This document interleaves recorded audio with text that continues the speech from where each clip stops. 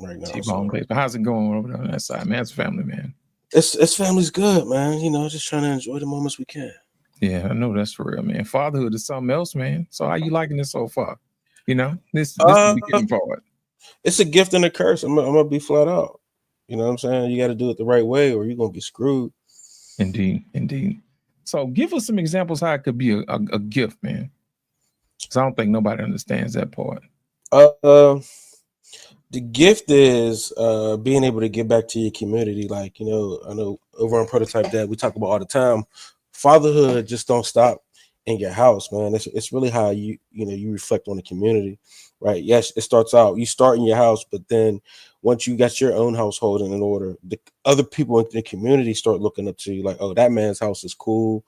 And they start giving you that respect, you know what I mean, around the neighborhood. So when they see you, they be like, hey, Mr. Prototype, you know what I'm saying? Like, Mm, like you come around, you get things in order. Everybody around you feel like it's cool. You understand what I'm saying? Like it's a man present, so everything must be in order. true that, true that. So give us some examples of some curses, man. Uh, the Because it ain't curse, from the faint of man. heart, bro. Like, so you got to do it right, man. Like the curse is having kids out of wedlock. You know, Ooh, like yeah, that's a huge curse. Doing things that way, man. You got to deal with the system. You got to deal with your kid being taught from so many different households. You know what I mean? Like, so right. you know how these grandmas ain't the old grandmas. No. I You was know what I thinking mean? about that other day, man. I'm like, y'all need to make grandmas great again, man. Look, grandmas ain't great no more, man. So grandmas are just as unhealed as the girl you're dating. You know what I mean? And they'll be putting negative stuff in your daughter's head and your kid's head. You know, so you really got to protect. You really got to protect your kids around 360. You understand? You got to give them a Right. 360 bubble. You know what I mean? So it's really important on who you have around them, man. And if you don't do it right, you're going to be dependent on people who are really not for you. Right. You know what I'm saying? So got to do it right. Indeed. Ladies and gentlemen, welcome to the stage. None other than in the building. All I see is the head, man. What's happening, man? How y'all doing, man? Can you hear me? Yeah, we can hear you good, man. What's going Yeah. on? I just thought I'd just come with only the head I today. see. I You see. know, just yeah, man. You know, I think this is a great topic, man. Pause. Yeah, that's right. He always in the gutter. Get out of there. Always up to no good. What's happening, man? How's your family, man? I mean, it's a beautiful thing, man. You know, it's crazy. You know, this week it's been a lot of rain. And I Yeah. remember, just go back a little bit, Tuesday's topic was my activity. Right. And today is, you know, I just talked to my son about 20 minutes before the show started. And we talked for about an hour, and he's in his second phase of getting his Class A CDL. So Right. just having those conversations, man. And, you know, Prototype touched on it, man. You know, and I just remember going to the school and being a part of the school environment and seeing other young men and women saying that they wish that they could come home with me and him. You know what I'm saying? That it just did a lot, you know what I'm saying? And then working in it, a lot of young people, and just being a father figure to those that don't really know you, but they trust you with information and trust you with giving them the right knowledge, man. So yeah, man, I don't know, man. I know sometimes, like Prototype said, man, we don't always get the best gifts.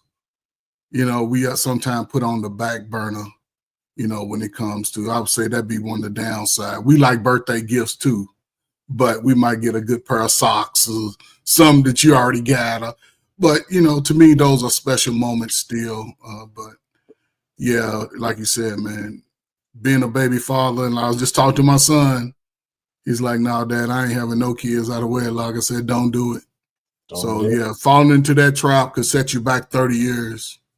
You know, so But you know, we got to take accountability as men for not being treated right. You know what I'm saying? Like we don't teach people how to treat us. We don't teach people. You know, we're so tough that, you know, and staying quiet and not complaining. opposed to teaching people how to treat us. So they're just going to give us socks and drawers because they don't really know us. You know what I mean? Well, you know, we Right. really want a bottle of Blanton's. Like, you know what I'm saying? Like I really want some Angels Envy. Like, you know what I mean? Like, I want a new smoker. Like, you know, so until we start expressing the things that we're truly interested in, they ain't gonna give it to us either. You know what I mean? So we got to stop being quiet about it and teach people And how we to got love to us. raise the bar, man. You know what I'm Yeah. saying? Yeah, I think the younger guys are understanding that though, because they're telling women what they want, and Right. they'll walk away. You know Yeah. what I'm saying? We love romantic. We think we romantic, but younger guys are like hell to the now, and they ain't wasting no That's real. time. That's And right. the crazy part is they still getting what they came to get. Given very little, they can still get. Not everybody moves like that. Some guys want to be the Romeo and save the day, but the ones who's moving like now, saying no and walking away, it's a weird situation. Indeed. They getting the girls that they want. Indeed. Well, we got one more coming to the panel. Y'all ladies and gentlemen, put your hands together for the continent. Y'all know him as our pain. What's going on? What's going on, gentlemen? It's disgusting. Big Boom. We'll call our pad, call him Big Boom. What's that, RP? What's going on, man? I hear you guys talking. How you doing, brother? How you What's doing? up? Yeah, man. How's everybody else doing? I'm doing all right. Can't complain. Good. Oh well, I shouldn't say that. I gotta do my taxes, man. These 2 weeks. What you waiting on, man? Tomorrow's my tax day, man. I always wait to the end. Whether I get money or not, I always wait to the last. I can't stand doing my tax. Well, I shouldn't say that. You know, I just it's something you got to do like every year, of course. But, yeah, hopefully your president will handle that and you don't have to worry about that no more, man. yeah, but if he's going to ask me how much money I got after the tariffs, I put 0 in all the columns. There you go. So you put all your dollars to work, ain't that right, our pain? Yeah, well, anyway, but that's another conversation. But yeah, man, my tax returns are not too difficult, so that's it, man. And on the topic, you know, I mean, it was interesting raising kids. For us, I don't know. Some people have kids real easy. For me and the wife, it was a journey, man. It was a journey. It was definitely a journey. We don't have to get into all the detail, but it took us, 12, 13 years to have our 2 kids. Yeah. Y'all enjoyed yourself, man. No, it wasn't necessarily because we weren't trying. We had to go through a lot of stuff. Okay. Yeah, it took us 12, 13 years to have our 2 kids. Cool. I don't think people realize, man, what goes into raising kids, man. It's one thing you want them to enjoy their childhood, and at the same time, you still want to prepare them for after childhood too. True. And some lessons take longer than other ones to learn, man. And I don't think people really understand that. Of course, you know, boys, you know, we started out with boys early, you know what I'm saying? We kind of rough them up a little bit, you know, get them tough, get them ready for the world, you know, rough and tumble or whatever. But girls are something different, man. I don't know what it is. Our parents, I know you got some daughters, man. What's the difference between raising girls and boys? You can't brace your girls, man. Your boys buck up, you can brace their asses, man. You know, but with your daughters, you got to be more cerebral. You really have to talk to them. And I always had in my head, you know, I mean, everybody's different. For me, you know, I'm the first man that they knew that loved them. And I wasn't going to hit my daughters because I didn't want them to associate getting hit by a man with love. Right. You know, so no matter, you know, what they did, but they were pretty good, you know, good kids anyway. But so it had to always be a conversation on why I told them why they couldn't do shit. And that made me a little bit better. You know what I'm saying? As opposed to they understand me a little bit more. So, you know, but, you know, that's how it was. So it wasn't too difficult because they did what I asked them to do. I should have asked them to do a whole lot more, man. They were pretty obedient. Absolutely. Prototype on you, sir. You know, it's a difference between raising boys and girls. What have you noticed from your experience? So it goes back to you have to have the right structure for a girl. If you're not married, if you don't do it under the married, it's so much of a toss up of where they're going to go, man. You might as well just it's a low chance that they're going to be right. If you, if you don't, it's a low. It's such a gamble. Like when I had it when I found that I was having a girl, I was so upset because I just Wow. didn't know what to do. I was pissed. Like, damn, I'm having a girl. I don't know what to do. Like, and it wasn't the right mom. You know what I mean? And I was just, it was bad. Like, I was so mad, and it turned out exactly the way I thought it would. You know what I'm saying? And it did not turn out well, man. And but the best case for having them daughters, you got to have them in the right nuclear structure, or it's not going to work. Absolutely. Trey Ferg. I know you got boys, man, but what's the difference between, do you think, between raising girls and boys? Shoot, I grew up in the house with 5 sisters, man, and the way my father handled them and me, like Prototype said, was totally different. You know what I'm saying? He gave me directions with 10 words, and I had to figure out the rest. And he made sure I got it done. But my sisters, it was a long ass walk around the park conversation. You know what I'm saying? I've only remembered me getting spanked by my father. And it was only one time that was needed, 7th grade. And he never had to do that again. But he could talk to me like, get it done. The expectation is high. You have my name type. And that's how I moved after that. So I saw the difference, you know, and sometimes I talked to my son. Sometimes I had to put the elbow on him and let him know I can still run over you. I still play football. So, but, you know, I can see how it could turn out. We see a lot of results over the last 30 years without that father standing strong in the home. A lot of our women, they tend to attract the bad guy, pick the bad guy, you know, might end up on a pole, play around, have 2 or 3 kids early. So we see the result of not having that father. So Absolutely. It's really true. I mean, my daughters didn't even date while they were teenagers. They didn't have no boyfriend. They had none of that shit. I just had them busy all the time, you know. And I'm trying to think. Did me and the wife? Was there ever a time where we didn't know exactly where they were? You know what I'm saying? When I was growing up, there was a lot of times my parents didn't know where the hell I was. You know what I'm saying? There was a lot of we knew exactly where they were all the time, pretty much. So I just kept them busy. You know, my goals were real simple for them. I had to, you know, I set the environment for them to learn, but they all had their desk in their separate rooms. They had to get their homework done. You know, we didn't have no TVs in their rooms and stuff like that. So there was a community room for them to be in, so we know what they were watching. You know, so they're not a TV watchers that much now. Anyway, and I was a bad example. they don't watch TV. They just read books and stuff like that. But you know, they had their hobbies. You know, so now that they're women, they're kind of straight a little bit, right? They stayed with me after college. They came back home. You know, went back into their rooms for years. You know, my oldest, it was time for her to go. She was like 29 when she left. Stacked the bread and stuff, so she's doing well. And my other one's with me. She's going to be 26 this in May. 29, bro. Like, so she made it to 29. Man, girl should be married by like 24. How she make it to 25? Yeah, she had a guy, it just didn't work out. So she got another guy now, but you know, I mean, I can't force him to get married. You know, she's in this pool with everybody else. You know, I wish they were unique. But she wants to do it, but she's got to deal with the same thing all other women out there dealing with, and men, by the way. So I can't help her with that. You know what I think it is, our pain? I don't think we do a good job of teaching kids how to be friends with their spouse. You know what I'm saying?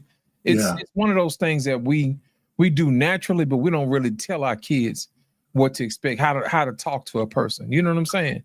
Because think about it, that's something that we pretty much do naturally, or something we learn along the way through trial and error. But I don't think we sit down with our kids and say, hey, look, have you ever talked to them how they felt from time to time? Or do they ever ask you how you feel? You know what I'm saying? Those are some clues whether or not somebody should be in your life or not. And I really don't think we had those conversations. It's pretty much like Prototype was saying, hey, don't bring no kids home. You know what I'm saying? Out of wedlock. You know what I'm saying? That was pretty much the extent of my conversation that I had. My dad don't bring no kids home. You know what I'm saying? And that was about it, you know? But I think that's about it. What you think on Trey Ferg? You know, what was the extent of your conversation your dad had with you about relationships and how to talk to your spouse, man, and stuff like that? I learned a lot of that from my mother. You know, Talk to in my little early teen years, my father, like I said, he struggled with alcohol. My father used to get off work and be out.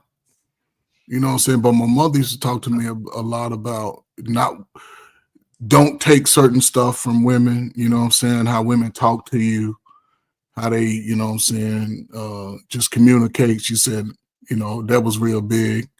My mother was very like compassionate. And she didn't care about my feelings, though. She used to let me know, you bringing them little heifers around here, I'm going to let them know. I'm going to tell on you. You know, like what? You know what I'm saying? But it helped me respect that type of relationship. You know, if I was with a person, I'd talk to them and concentrate on them. You know, but then if I saw them sort of having an eye wandering somewhere else, or if I wasn't that really into them, it wasn't nothing for me to just break it off. I wasn't going to be no 2-year drawn out problem relationship, you know. So yeah, a lot of it I learned from my mother. Then having my sisters, I can learn from them because I had older sisters and younger sisters. You know, I meet a girl, I might want to come with a flower or something, you know, pick a rose, find a little rose garden, bring, you know, stuff like that. But, you know, my mother taught me a lot, and, you know, respect and make sure somebody met me halfway. So absolutely. You know what, the thing I noticed too, man, that they don't raise women the same like they used to. Our Payne can probably attest to this. Back in the day, I think when girls got little gifts from guys or whatever, your mom, but especially if it was an expensive gift, the mom be like, hey, you don't take no gifts from no man. It just seemed like today, it's just like, you know, these girls trying to empty the clip. You know what I'm saying? What you gonna do for me and all this other stuff. If they want your retirement plan the first 2 days. But you know what, bro? It's some Gen Xers, like, and it's I'm not even really attacked to Gen Xers, but for instance, like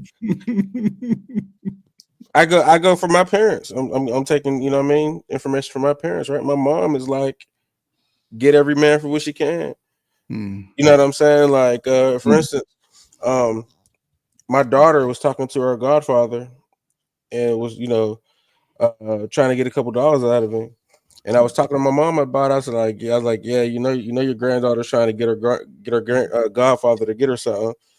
That's her goddad. She better get him. He got to get him something. She better get everything she can. And it just made me hang up on her. Like I can't stand that attitude, that kind of like temperament. Like, you know what I mean? I've never liked that. And it ain't just my mom, but it's like my mom's, my aunt, and that, like women of that generation always got some underlining. Get them for what you can, girl. Like, you know what I'm saying? You like, what in the world? You know what I mean? It's sneaky. It's sneaky. It's conniving. You know what I mean? And then got the nerve to be cynical. You know what I'm saying? Like, of course, you think people after you because you after people. Yeah. So y'all saw that new viral video where a guy was going with a girl. And he found out her mother didn't have no man. Yeah. He said he left her right away. He know none of the women around her had no boyfriend, no man. He said, you know what? I just know what's coming. We cutting it off right now. And he was right. You know, that's funny, man. A while back, I said that if you go into a girl's family and there's nothing but women there, and I said they probably either ran the men off or they probably killed them off. I said either way it go, your chances are looking slim, brother. But you know, I used to be so toxic. My first thought would be like, oh, there's no man. I probably could sleep with them all. Yeah, you was toxic. that was you know what I'm saying? Like, a little horny toad. I'm thinking about like, man, there ain't no man. The mama fine, ain't no man. Oh, okay. I mean, when the daughter go to sleep, I can slide in the mama's room. Like, you know what I'm saying? So, Prototype, can I ask you a question, man? Yeah. Was your mom a teen mom with you? Yeah. I went to the prom with my mama. What? Yeah, no, not literally, but she was pregnant and went to the prom. Oh, okay. Yeah. So I can understand why you be hard on Gen X. I understand it. I understand it now. Yeah. And Prototype, listen, I had to run from stuff like that. What you was born into, I had to. I was in that was my dating pool. I had to. Yeah, that was your dating pool. True. But again, Prototype. The one thing about it, a lot of us could recognize that type of behavior and choose not to even deal with it. We wouldn't take on all the harsh insults from a woman, because you had to be tough back in Gen X days, because boy, they would talk about you, the men and the women, if you was acting stupid. Yeah, So I can understand, man. call it trauma. You know what I'm saying? There was at one point I'd be like, "This is the niggas that y'all had to choose from for my dad." I got two dads, and they both was on drugs. Like I'm like, this is who you had to choose from. I got you. I get it now. That's bad, man. But I mean, get back. Oh yeah, go ahead and read that. Oh, you're on mute. Lit. CJ Wilkins got a super chat. It says girls back in the day also weren't inundated with social media too. It's much easier to raise a girl in a wholesome way than when you can to turn the TV off. Absolutely. That's true. Absolutely. You know, back on your conversation though about talking to my daughter, the older one. You know, she's got a guy. Yeah. But you know, she has some of the talking points. She's liberal, like most kids when they go to college and shit. And she said, "Well, Dad, you know, I hear people say, why do women need men? Why do I need a man?" I looked at her, I says, "Well, you got a guy, right? That you like, you think he's good. You tell me why you need him. You tell me why you want this guy in your life, right? I'm not going to sit down here and give you a list and argue over each one of them. You're making a choice to be with this dude. You better have some reasons to be with him. So you figure that shit out and come back and let me know why you're doing it." They need to be told what to do and why they need something though. Like they're consumers. No, but you gotta be. You're right. I'm not gonna argue with that. But when you do that, right? Sometimes you get in tit for tat conversations. You'll say something. Else. She'll say, "Well, I can do this. I can do that." No. You're with this guy. You should be with him for some kind of reason. He's got to be satisfying something in your life that you want to be with this guy. And you need to be able to articulate that to me. You know, because she got this guy she really likes. You know, so tell me what you like about this guy. And so when it comes out of her mouth, I think it's much more powerful than me telling her why she should like it. Absolutely, because most of the time there's things that come with being with somebody that you don't even think about. Think about it, our pain. When we're young, we think we're gonna be young forever. But they don't realize when you get 60, 70, 80 years old, you know, who gonna be taking your old crusty butt to the doctor? You know what I'm saying? Who wants somebody at that age? You know what I'm saying? Don't nobody think about stuff like that, man. You know, life insurance. Prototype, you married though, right? You married. But I'm just saying, like if that's why people. So why not just wait until you just old to actually get married? Like I ain't gonna front. Like real talk. If it wasn't for me being a believer, I probably wouldn't be. I wouldn't have got married until I was like old and needing somebody like that. But at the same time, like who wants to get somebody when they're that old, man? And like that's why you marry them young, man. So you build up some credit. You build up some when you building up not resistance. You build up capital, emotional. Yeah, you build up some capital, man. So this person, you ain't gonna let them go out like that, man. I mean, you know, so nope. But I hear what you're saying, but nobody's saying wait. But of course, man, a man's biological clock is a whole lot different than a woman. I mean, like a woman be like, "You just want me so I can take care of you when you're old." Like that's the only like, that's crazy. Like what woman in their right mind is going? You know what I'm saying? Like, come on. I hope you don't say that till we sit down over dinner time. You know. Hey, you know what's funny? Prototype is they always say that y'all men always wait till y'all get old for somebody to take care of y'all, but generally it's usually us taking care of them when they get old. You know what I'm saying? I've seen it way too many times. With a man when they're young, taking care of the women.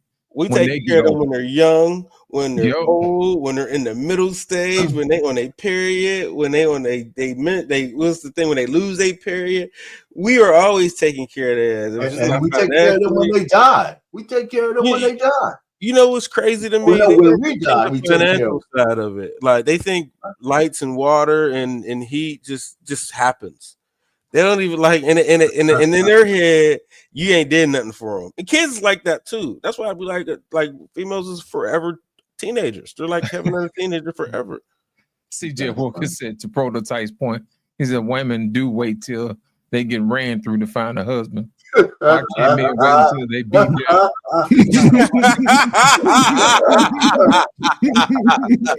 Facts. Oh man, that is hilarious. You know, But it's true. A lot of it is true, man. Especially the older they get, man. Forget it. Yeah.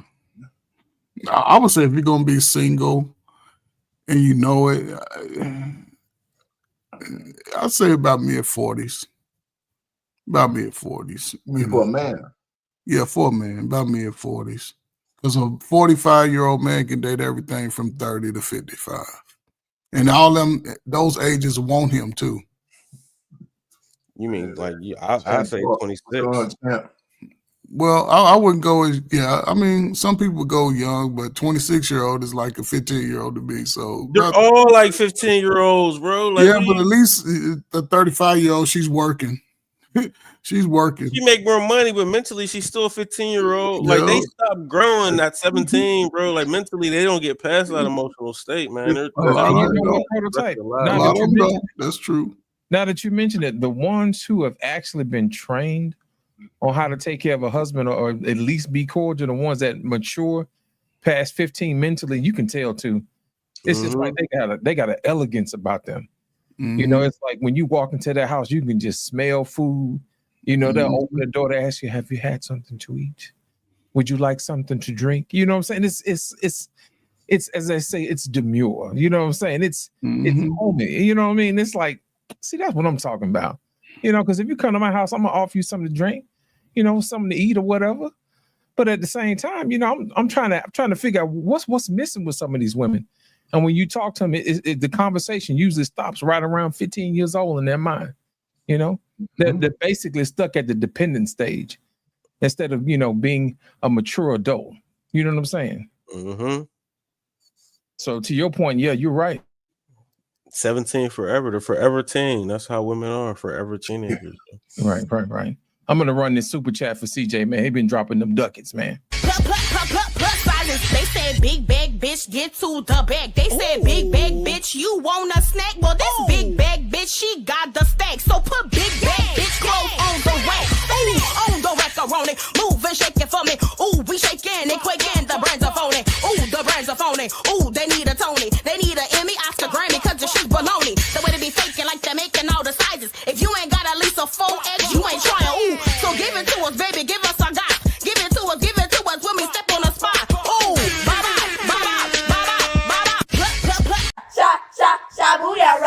my name is Rosa. They say I'm supposed to sit in the back, but I'm tired here, so I'm finna sit right closer. Come get me up then. It's gonna take about 3, 4, 5 men. And I ain't finna repeat myself again. Fight me. Somebody get her. My name is Eve. I didn't believe. I trusted Satan, ate that apple, he deceived. And yeah, I'm naked. I thought I was awakened. I'm the first to do it. Y'all my daughters, we related.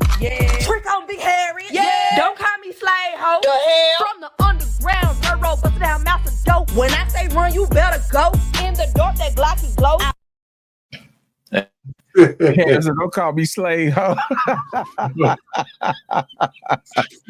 You know what, man? Speaking of slave hoe, why is it that every time when we start talking about marriage, women always like, that's slavery. They ain't never been nowhere near no slave, man. Arpain, what's up with that, man? Hey man, don't ask me, man. I don't know. I mean, that's all modern woman shit, man. I'm telling you. I mean, I think it's the lies that has been told down through the years that if you got married back in the day, you were a slave because you didn't have freedom. Right. You know, you didn't have any other choice, right? So we're seeing this come full circle because there's a whole bunch of women now realizing that this whole go it alone shit is stupid, right? So, but the problem is they're still messed up because it's all transactional.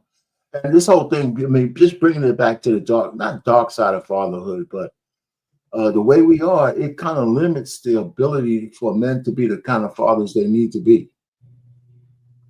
So if there's a dark side of fatherhood from that perspective with the way women think today, even the ones who want children and family, if they're disobedient and they're so modernized and feminist, right?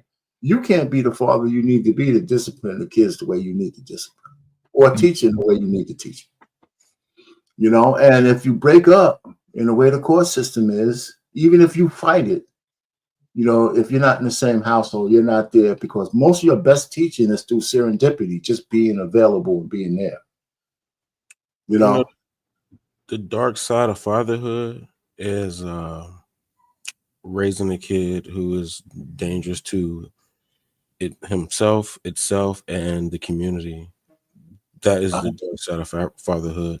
Give us an Uh, example, man. uh, so okay. I have an oldest daughter. Okay. I've had to commit her a few Mm. times. She's tried to commit suicide a few times. You know what I'm Sorry. saying?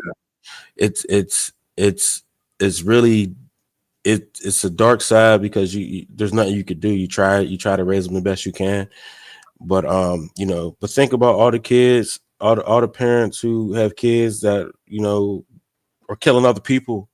You know what I'm saying? Like Right. it's you know, you're raising these kids and they're out here destroying the community, or they're destroying people, or you know, they're running cults. Like think about Jeffrey Dahmer's son. You understand what I'm saying? Like Mhm. or father, like knowing that that's your son out there, just that's the dark side of fatherhood, man. Is raising somebody like that, or raising somebody that's like not even like you. They don't even like you. You understand what I'm saying? Like you be like, how you raise? I used to say like, how I raise somebody that don't even like me. That's crazy. You know, so it's there's definitely a dark side, man, and it ain't for everybody. So and it can and some things you don't have control over. You know what I mean? It can really turn out that way. Well, Yeah. you hit on a good point, Prototype, because we got that recent situation when a guy stabbed a dude to death just recently. These are both high schoolers, right? Right. Both black dude stabs a white guy to death because he was at a football game. I think it was football track, Yeah, and yeah. both of them come from a two-family household.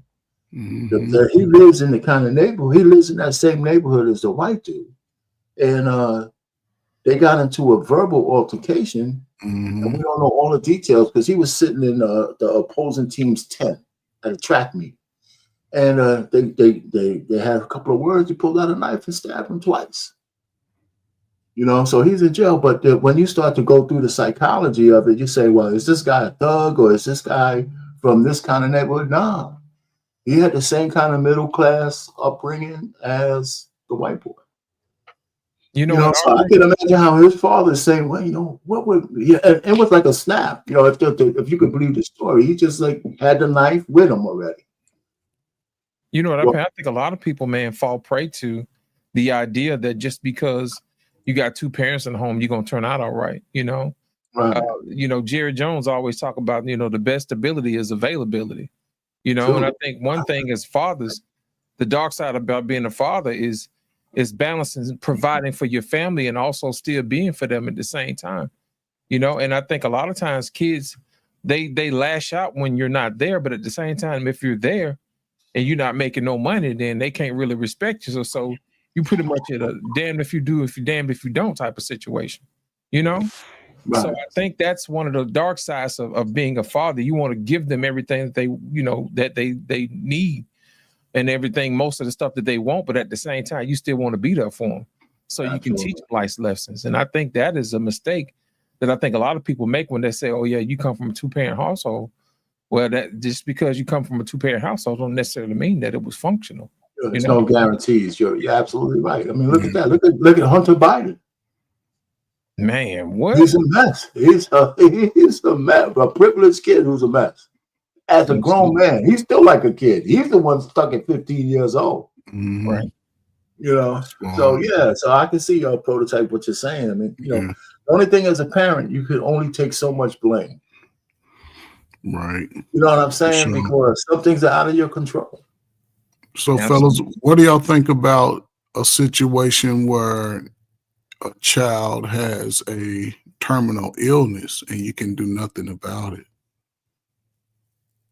Give me an example, man. Meaning that, say, God forbid, a kid has like a terminal cancer or leukemia or something, Right. and you're there from the birth, and you got all these big plans that my baby, when it comes out and born, I'm gonna do all of these great things. Nope. And then the baby has a terminal illness or a severe handicap. It's like, wow, you know, you're gonna be there, and with an illness, you really can't do anything. You know, you just sort of sit there and watch your baby pass right in front of you, and a severely handicapped. It's like, I've got plans for my baby to play football, basketball, and run, you know, do all of Like, these. don't Jim Kelly's son? Isn't Jim Kelly's son? Yeah, one of Yeah, them. he's severely handicapped. Yeah, like, so yeah, like that's what I'm saying. Like, That's a dark side, because you have to be strong, but you know, you're gonna break down in front of your child regardless, you know, but you still have to be strong in a sense. So I think that I would be more scared of that if I couldn't do anything to help my child at least try to be a good person. They just leave before I leave. I was just telling my son this today. I said, man, we was talking about age. My grandfather lived to be 94. My father made it to 80. I was like, man, if I can get between 80 and 94, I'm good. I'll be okay. You know, as long as you live longer than me, then I'm satisfied. He's like, you good, just take care of him. He's real smart. I'm like, okay. So, and it's funny that this is the topic today. So, yeah, I just couldn't imagine losing him before me. So, you know, at Trey Ferguson situations like that, I think the only thing you really can do, man, is enjoy each moment.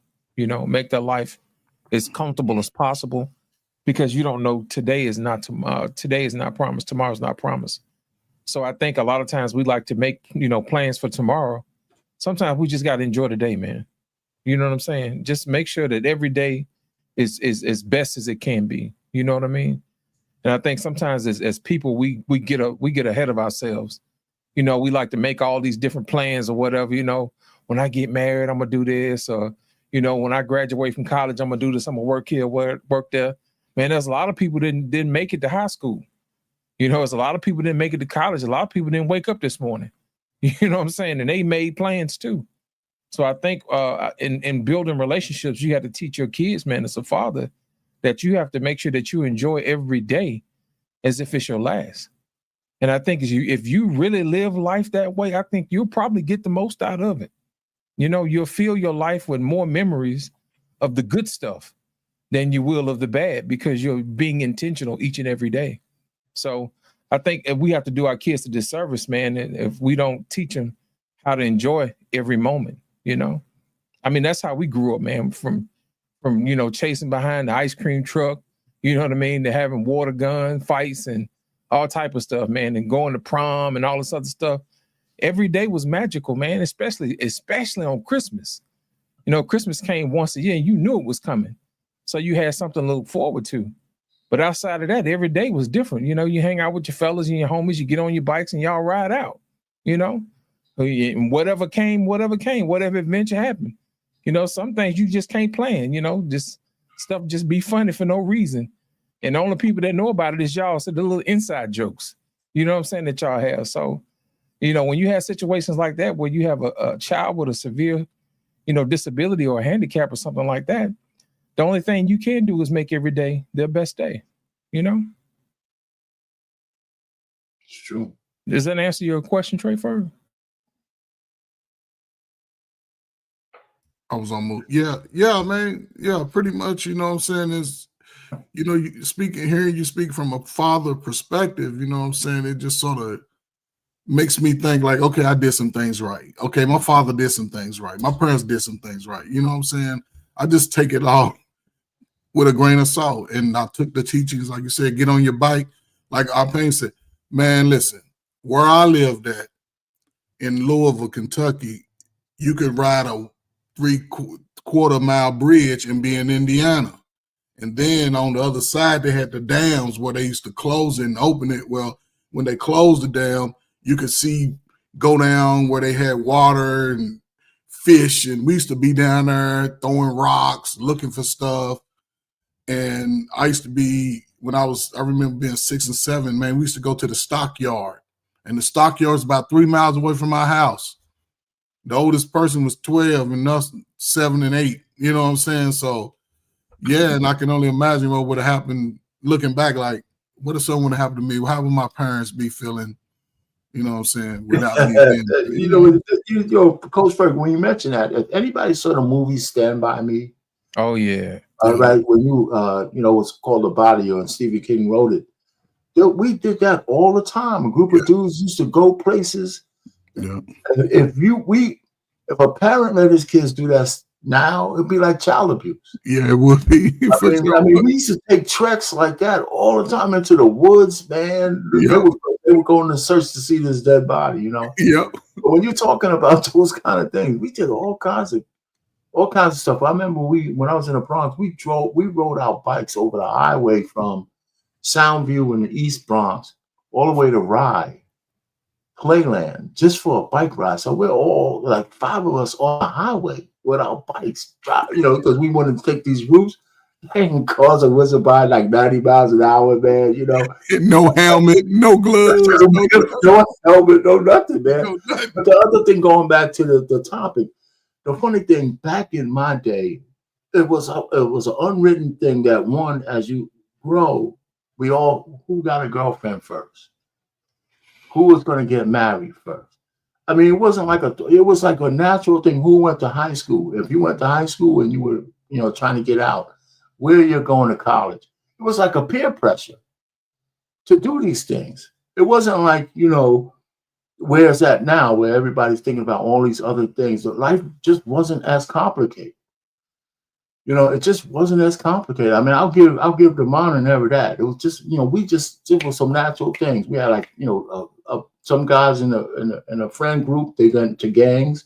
Some guys started using drugs, but we all had this kind of pathway that was similar. When you got your first girlfriend, that you get laid and shit, and we used to like measure people's scratches on their back. Oh shit, you got some scratches on your back. Yeah, and the girls used to have the little hickeys on their neck. Remember that? Yeah, hickeys. You used to do shit like that, man. It was just crazy. And there was no shortage of girls who knew how to say no. There was no shortage of girls who knew how to say no. You get to a girl, you had a girlfriend before she got broken in, you couldn't get past second base. You might have been able to, fool around a little bit, feel a little bit. But now, a lot of that stuff, that was like all that wholesome shit, man, back then. It's just gone. It's gone. So you got to protect you. So if you have kids today, you got to be wary. You got to be aware of all of that stuff. That's why I said, man, for me and the wife, we just kept our daughters busy. They went to, both of them went to co-ed schools, but they were Christian schools for what that was worth. It cost me a lot of money, and I'm paying taxes everywhere, but still. So I thought those were good decisions for us. But I just wanted them to get to adulthood without carrying somebody's baby, without being married. And I accomplished that. So now they're on their own in terms of mentally. But still, it's a lot more complicated today. I'll give all the Gen Zs and the millennials. You tell me it's more complicated today, you broke me, and it damn sure is, and I don't envy you. Yeah, it is. It is different, man. Trey Ferg, me and Trey Ferg pretty much in the same ballpark. Man, we were coming up, man. We had a high school. Our high school was a school where they would actually send all the pregnant girls to our one school from all over the city. If you got pregnant, you went to that school. And for us, it was like, dang, man, y'all got pregnant? Right, look at that. And they would go to school, they'd be wild in the class or whatever, you know what I'm saying? And they would kind of break us up. It's the football team. They was like, well, on your homeroom or whatever, you go down there and you take care of the babies. So the fellas like, man, this ain't for me, bro. You know what I'm saying? So they kind of taught the fellas, hey, it's consequences out here to making babies. You know what I'm saying? Yeah. So the coach really didn't want us to be out here willy-nilly. So of course, we had to, go down there and volunteer our time, to go down there. But for, back then it was like a one-off. You had one girl from this school, one girl from that school. There's maybe about 5 or 6 girls who got pregnant over the whole city. Now, man, you got 20 girls at one school that's pregnant. You know what I'm saying? And you really can't bust them all to one school. You'll have a show enough big old school. You know what I'm saying? So it's like, you know, you walk up to a girl, you got a kid? Yeah, oh yeah, you bust it open, don't you? You know what I'm saying? Your whole demeanor just changed when you walk up with a girl that already got a kid. It's like, no, we good. We good. You know, you got some guys that be like, you know, no, I ain't gonna do nothing serious with that. You know, you can call or whatever, but it is what it is, you know, because don't nobody really want to deal with that, man. And that's the dark side of being a father. Sometimes being a stepfather is difficult. I think you guys had a conversation about that the other day, man, about being a stepdad. You know what I'm saying? And that comes with its own challenges. You know, how do you discipline that type of thing? You know, it's weird. You know, so that's one of the things that we really need to talk to our kids about. Like, hey, do you want to be in that situation? Here's some things that you don't think about. You know, you might get into it with the baby dad, or, you know, you might get into it with the baby mama. You know, that type of thing, that type of drama. You know what I'm saying? Do you want that on your record? You got a license to be an architect. Now you got to put that on the line, you know, for dealing with some foolishness. You know what I'm saying? So those are the things that we don't think about, man. So that's the reason why that's the real dark side of fatherhood. Sometimes we create these monsters, you know, especially some of these women, you know, they grow to be princesses because people like our painter told them, you're the princess. I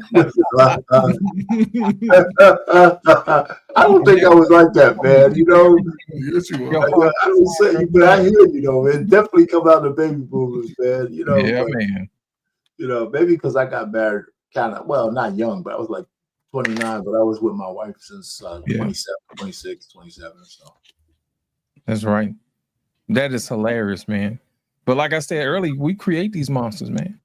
But, you know, rarely do I ever see a mother, you know, telling a daughter, you know, what to expect from a husband. You know, generally the conversation I hear is, you know, drain them pockets. yeah, but you know, that's not so unusual, Lit. But because, like I said, you know, it's typical when you listen to these like male-female conversation, man, husband-wife conversation. It's always what the man has to provide, what he has to do. And when you get to the conversation with a woman, you say, well, okay, so for all of the shit that you want, what are you going to give this guy?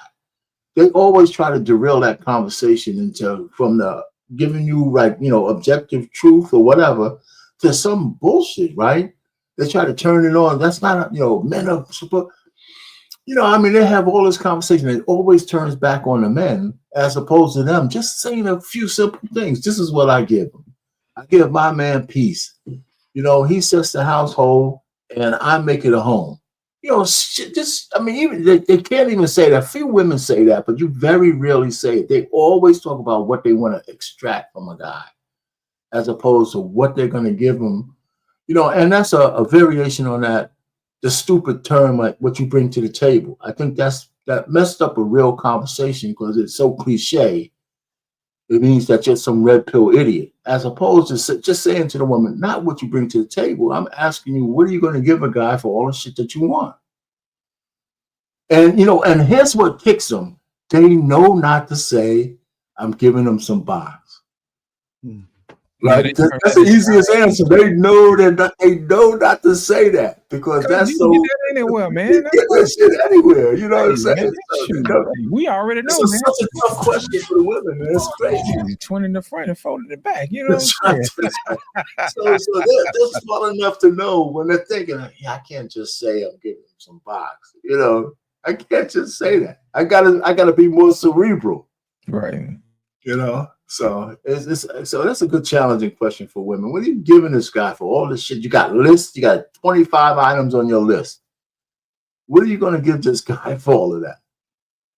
And you know what I've been noticing to our pain? There's a lot of women, man, who are trying to get away with bad behavior by trying to create something out of nothing. You know, every time I'm flipping through channels or whatever, it's always some women complaining, here come another dude with a podcast and the microphone. That's the only thing. It said them podcast bros. You know, that type of thing. And I'm thinking in the back of my mind, you know, shaming guys with a microphone ain't gonna make you a better woman. You know that, don't you? Mm-hmm. You know that, don't you? Crazy. Did you hear what I said? Yeah. As long as these guys paying for their microphones and saying what they got to say, and you ain't doing what you got to do, you're gonna keep hearing it. whether you like it or not. How about that? From the podcast guys and the red pill guys. You know what I'm saying? That's funny. They be killing me with that, man. Here's my whole thing. Shaming somebody else is not going to make you a better person. And I think that goes back to what our Payne was saying, man, earlier about, not saying what you bring to the table, whatever. The real question is, are you prepared to be a wife? Yeah. Are you prepared to be a mother? Could you give me some examples of where you've been trained to be a wife? Could you give us some examples on how you prepared to be a woman? Can you balance a budget? Do you mind if I look at your books? We start running audits like that. It saps the romance right up out of all this and left the syrup, and all you left with nothing but oil. You know what I'm saying? Yeah, you just hit on something else good too. You just hit on another thing. So many tentacles to this when they talk about, let's look at the books, right? Because there's a new thing out now, how uneducated Black men are, right? Right. And what one of the things is true. We need to have more Black men trying for higher levels of education, which doesn't necessarily mean college. But when these women say we got the degrees, we're educated and all that, they don't say what they're educated in, and they don't say how much debt they put themselves in to get it. And men are more practical than that. Like, I mean, even if we don't want to be, men are more practical than just going to college for something, just to say I can flex to say I have it. But that's a flex for women, just to have the degrees. And if they can't afford it, they don't mind getting into $100,000 of debt for shark fishing, underwater psychology. We want to measure how smart sharks are with the right sound waves. How you going to? They ain't doing that. It's a certain mentality, man. When you get people who try to glorify, degrees or whatever, those people who are content with being slaves for the rest of their lives. They want to get a quote unquote good job. They don't want to build anything. They're looking for the security of getting a paycheck every 2 weeks and going about their business. Most guys go out and they be captains of industry. When guys want to do something, they want to build their own business. And they learn usually by trial and error, whatever. And they usually hire people with degrees to come in and clean this other stuff up. But at the same time, their ideas, their blood, sweat, and tears, and their muscle actually makes the business go. You know what I'm saying? That type of thing.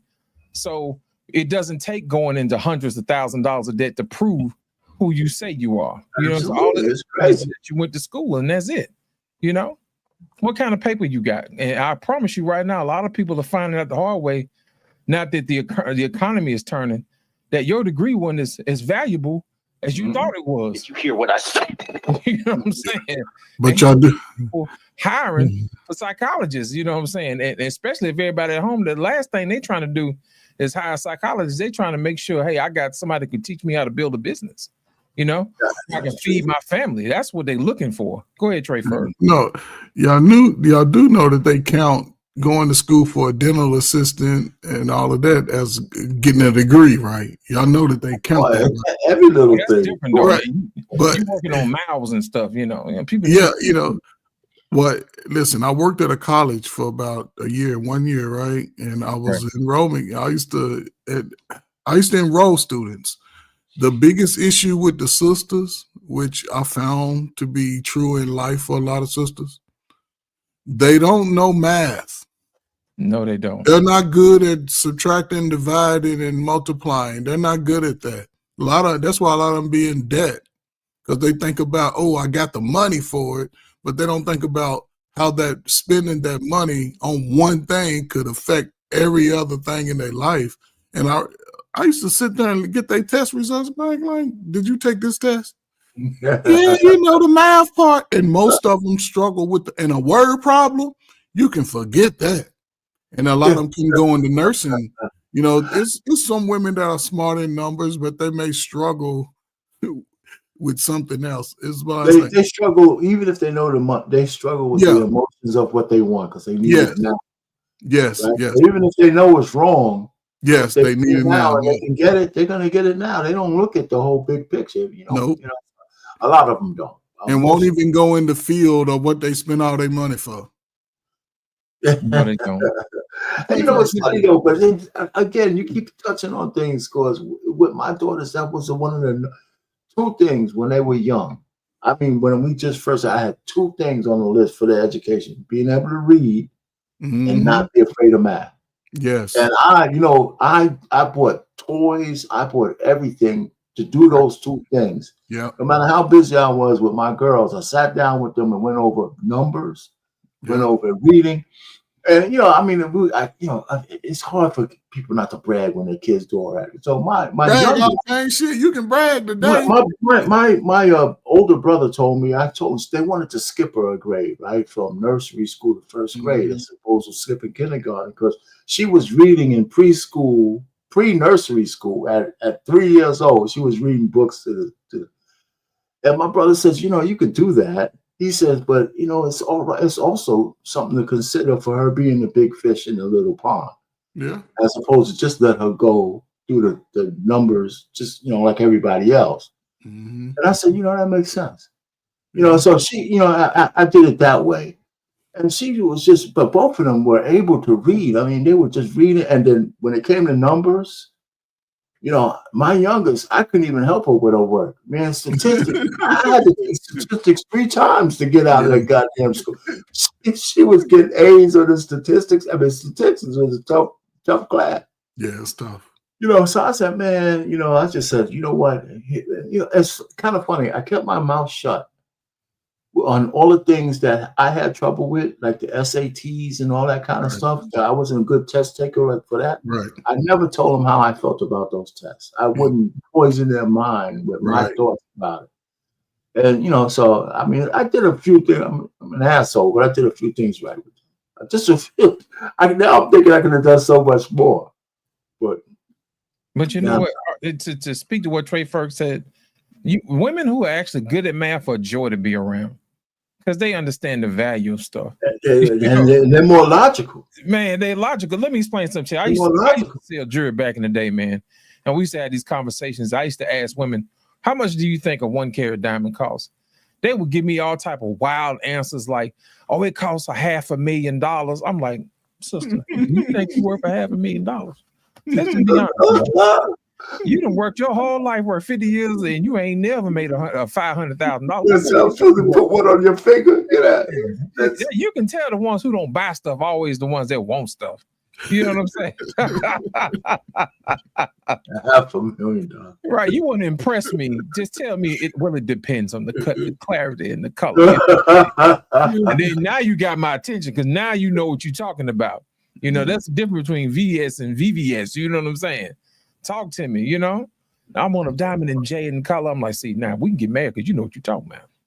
You know what I'm saying? So it really burns me, man, when people who don't understand money try to negotiate relationships. And you can tell too. You get into a relationship and it was like, well, I think that folding the clothes is way more harder than you got there cutting the grass. Okay, let's see if I think you're right. I think I should go ahead and be the man. Being the leader, I'm gonna take the brunt of the heavy work and go ahead and fold these clothes. You go right outside and you do that light work, cutting that grass. Bag it up and blow it, rake the grass. And rake it all up. Man, by the time that sun get through beating down on that bag, that conditioner. Yeah, that's what I thought. But they usually don't know. They're bad in relationships because they're not good at math. It's always the equation. It speaks to what our pain was talking about earlier, man. When you're in a relationship, you have to balance the equation. Everybody knows that on one end of the equation, you got the man, and he's supposed to provide and protect or whatever. But nobody ever fills in the blank on the other side where the woman is. Yeah. Now, the killing part about it is, I know what's on the other side. I'm just trying to see if you're going to solve for X or not. Yeah. And when you find a woman that could articulate that, and there are a few, but too far in between. I got one for you, just a little tangent. When we say something about Black women, and you always have to say not all, right? Instead of that, what I say is when I say something that sounds a little derogatory, I say, okay, maybe it's not all, but it's enough to make a difference.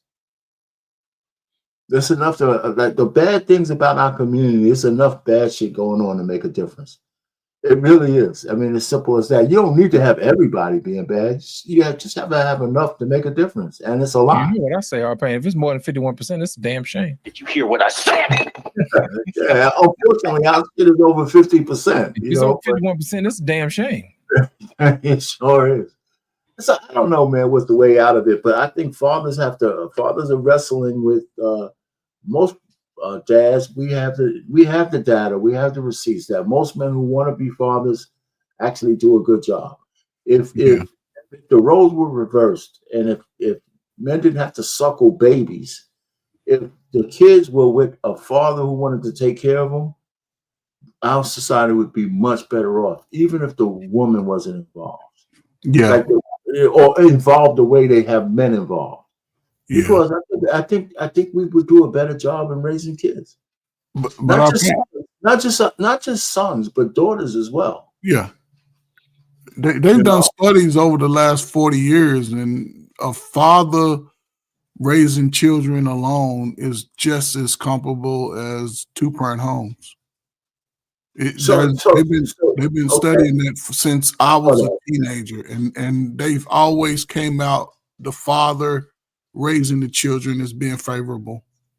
Okay, so Liz, I got one for you then. So the fact that the courts almost, especially not just with the black community, but the fact that the courts give the woman probably 75% chance to have the kids through the formative years. That's not because they have some affinity for women, because they know that that's the reason that the family is broken up. You know what I'm saying? It fits into what they want to happen. Because if they didn't do that, then the chaos wouldn't be in the society the way it is. Because chaos, if you're the puppet master, chaos is exactly what you want to control. Absolutely. Right? So they absolutely know that women raising kids by themselves is the absolute worst thing that can happen to both girls and boys. Well, the thing about it is, R-Pain, it's easier to extract money from the father through the woman, because people will use pity for the woman to extract the money from the man. You know what I'm saying? Because think about it. If a guy was getting child support from a woman, they would never advertise that. They would call him, less than a man. You can't take care of your children. You grown man. You know what I'm saying? That type of thing. Yeah, but the funny thing is, most men probably wouldn't even ask the chick. Just leave me alone. They won't. Just leave me alone. Let me do what I got to do. Right. And that I would think that, to be honest, I think that's a mistake. She should pay something, but we ain't going to be taking her to court every week. We're not going to say she got a pay increase, so I'm going to beat her down. Men don't do that. Men, even when they're entitled to alimony, some of them forego all of that for their wives. Or when a woman lies on a man, almost ruins his career, they don't press any charges. Nope. They don't, so we give them grace at every turn, even when they wrong us. It's crazy. And it's got to stop. It's got to stop. Well, the system itself is falling in on itself because it doesn't add up. The money doesn't add up anymore. You know what I'm saying? Right. So I think a lot of people are changing laws now. They're changing attitudes. They're not paying for the deletion of babies anymore. They've defunded Planned Parenthood. All the stuff that promotes debauchery and promotes not making good decisions, they're basically cutting the rug from under that. Now, to that, I say about time. Because I think one of the dark sides of fatherhood is finding a woman worth raising kids with. Did you hear what I said? You know what I'm saying? I think that is probably one of the things that men really need to think about. I agree with you. Really need to talk about when it comes to making kids, because that makes a difference in your family tree and how it's going to look, man. There's certain women I don't let get nowhere near me. I'm like, sister, you don't qualify for this family tree. You know what I'm saying? As much as they think that they're the bee's knees or whatever, I say, you don't know what we doing over here.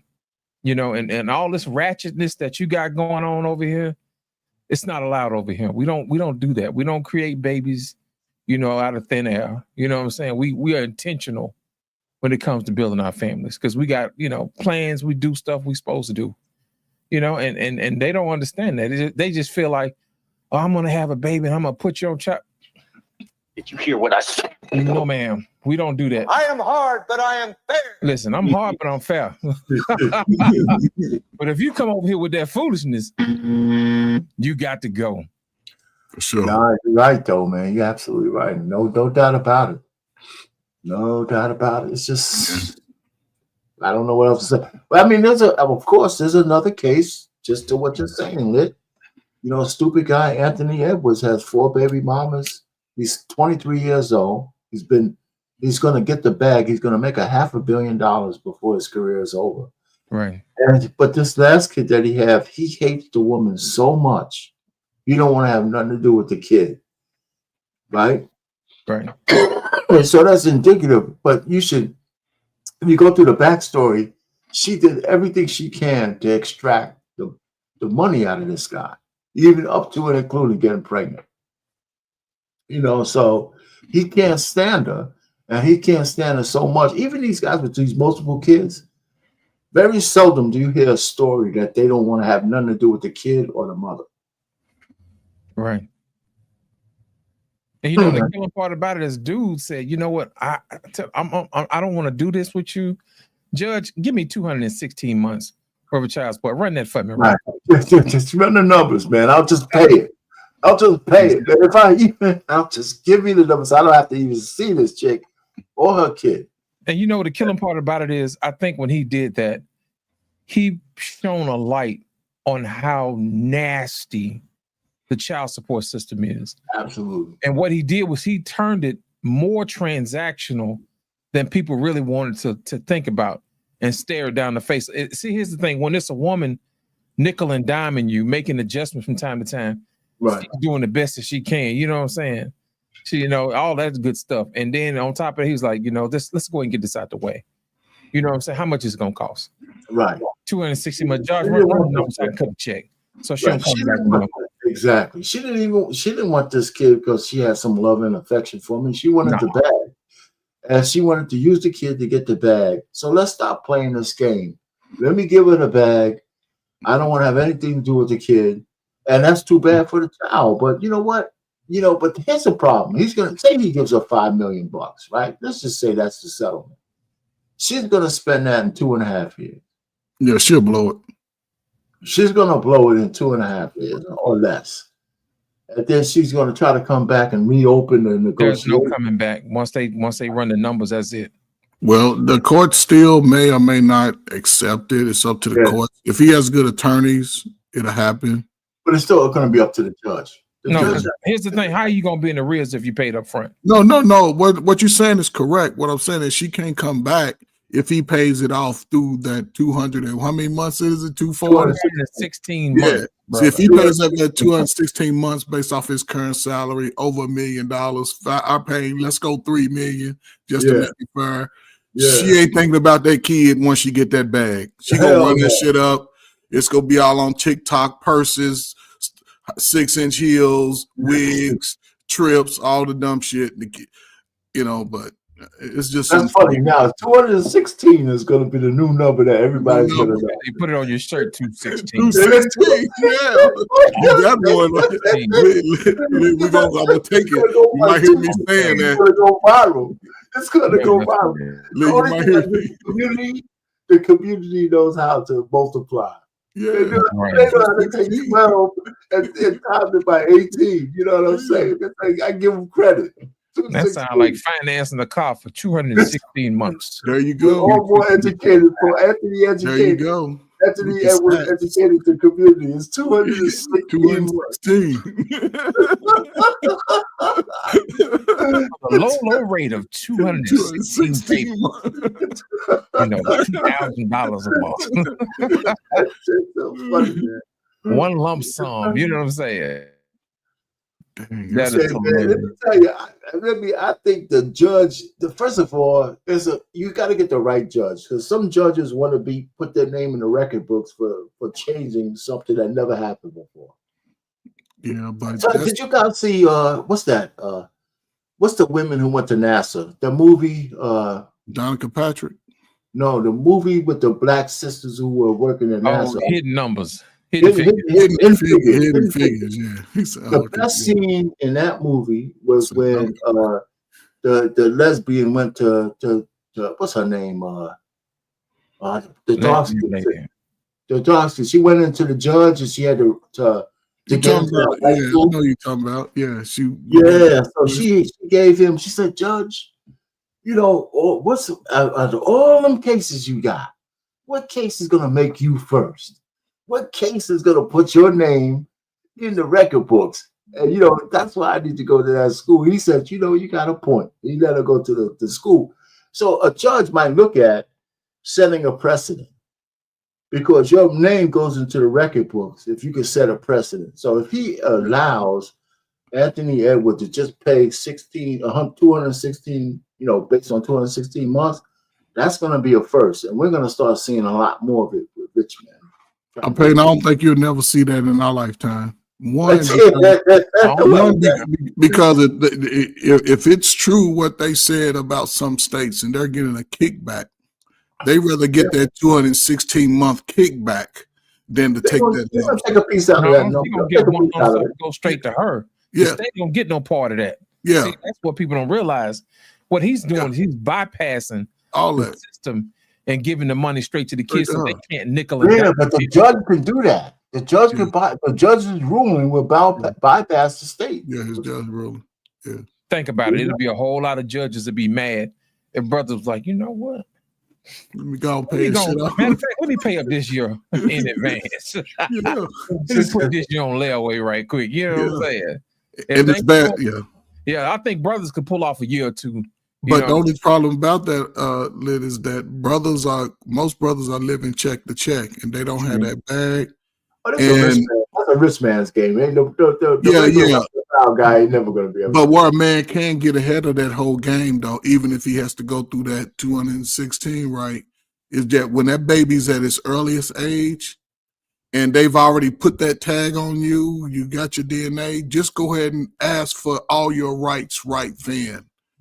That's where you can get ahead, because what I used to tell guys, listen, because a lot of them have lived with her.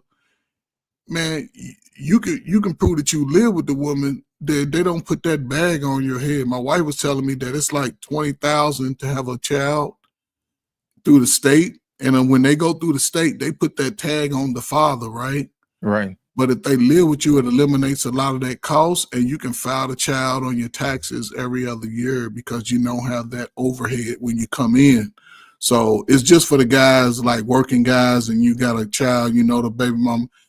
Go get your DNA yourself, write stuff down, and you can get a lot of those laws in your favor. But when you try to fight it, when they come and tell you to go to court, that's when they start running you through the windmill. That's when they start playing with your money, right? But if you go and say, hey, I just want my exclusive rights as a father and your visits, and make sure you go pick up your child and visit your child and take your child when you say you're going to do it. After 10 years in the game, man, all of that money starts flipping back in your favor. So, you know what? Here's the thing. I don't think people realize sometimes when we have these conversations, some of our conversations are so ahead of its time that it really didn't hit you until maybe about months or years later. Our pain, remember, I think it was maybe about 2 or 3 weeks ago. And I think we had Bubs the God on and a whole bunch of other people. And I said, we were out here worried about, you know, transgender, this, that, and the other, and black men and black women fighting and racism. And over in China, they over there thinking of ways of making flying cars. Right. Well, guess what? Yesterday, they put out there they was flying cars. You know what I'm saying? They got flying taxis now. So, I'm here to tell y'all in this example, I'm going to give you another example how child support system is going to change in the future if we don't get it right. So instead of having people paying child support, they're going to use it. They're going to put children on the blockchain. You know what I'm saying? Okay. And they're going to start using smart contracts to pay out people child support based upon cryptocurrency and stuff like that. So that way it'll eliminate going through the court. Everything I be on a record, you'll be able to keep it or whatever. And I'll assure you that's going to be the next evolution. if we don't get this straightened out, the next evolution of child support. And the killing part about it is, you know, how women always say, well, I didn't know he had, you know, these many kids. Well, shit, baby, did you check the blockchain? Did you see where he was paying child support? You know what I'm saying? So women will no longer have excuse for having multiple babies, you know, by different men, because all they have to do is check the blockchain and be like, oh, no. You already got kids. I can't have no kid with you. You know what I'm saying? So basically it's going to eliminate all the excuses that people come up with. So watch what I tell you. Somebody going to come up with what I'm telling y'all probably about the next few years. And y'all going to be like, you know, they said it first on Black Man Unfiltered, man. They're going to start putting people on the blockchain, you know what I'm saying, child support. So I know it sounds weird now, because usually when I give y'all glimpses into the future, it sounds stupid until later on. I'll be like, I told you so. I told you. Remember I was telling y'all about them flying taxi cabs and cars a couple of weeks ago, and next thing you know, they got it on the news today. Usually I'm ahead of the curve, man. That's usually how it is. I've lived my life like that. No, we can't do that stuff that China does, because they don't put these. You can't have local, state, and all these regulations between you and getting a job done. Right. Because they try to put a high-speed rail into California, from San Francisco down to LA. It was awarded and got 2008. They don't got none of it done. They spent like $5 billion already. Well, and it ballooned from 33 billion to 128 billion dollars. You know what the problem is, our pain? We like to drag our feet, man. People don't realize that between 2008 and 2025, I think money has gotten more expensive. Mm-hmm. You know what I'm saying? The highway that you was planning on building in 2008 don't cost the same. Like the kids say, yesterday's price is not today's price. You know what I'm saying? You can't go down to Home Depot like, hey, let me get a 2x4 for $24. Nope. You get nothing. You lose. Good day, sir. No, you don't quite get the same amount of money that you get. It's crazy. You drag your feet with bureaucrats and red tape or whatever. It makes things more expensive. And I think that's probably the reason why people don't understand when Trump tries to get rid of regulations and stuff like that. It's just to move the process along so it doesn't cost us as much. But the average person who doesn't do dollar cost average will never understand the math that it goes to when you start building stuff like that. No, absolutely not. I mean, Bill Maher, whether you like him or not, you know, he's a liberal, right? Right. So he wouldn't do too much. He's starting to convert a little bit, not to being a Republican or anything, but he's starting to see the error in his ways in some areas. He tried to put solar panels in his house. It took him 1,100 days to just get solar panels. Over 3 years, because regulations, and even down to the point where, like, if he had an inspection and then the next inspection came in, but the previous guy is no longer working, so the new guy comes in and says, oh, that guy's stuff, you know, he made a couple of mistakes here, so we got to redo all of this stuff. And what he didn't do was make a big stink out of it. He just made it into a joke. But that's not a joke. The reason why he was able to joke about it because he had the money for those delays. Most people don't have nothing. I mean, you're trying to get something done. It took 3 years to put solar panels on because you have all these layers of bureaucracy. And that's crazy. I mean, it's absolutely nuts. And, you know, so that's why Trump is doing what he's doing. But, you know, a lot of shaky people with the barbecue. Man, you looking at your numbers and shit. You say, man, I hope you're right, Trump. I hope you're right. Nah, man, but listen, I've had to let some women go, man, because when the minute I mentioned Trump, they have a conniption. Oh, yeah, man. You know what I'm saying? It's like, I can't believe. Why do you think women hate Trump so much? Especially black women. I'm going to tell you why, man. Trump secretly is removing the things that will allow them to be the identity of who they think they are.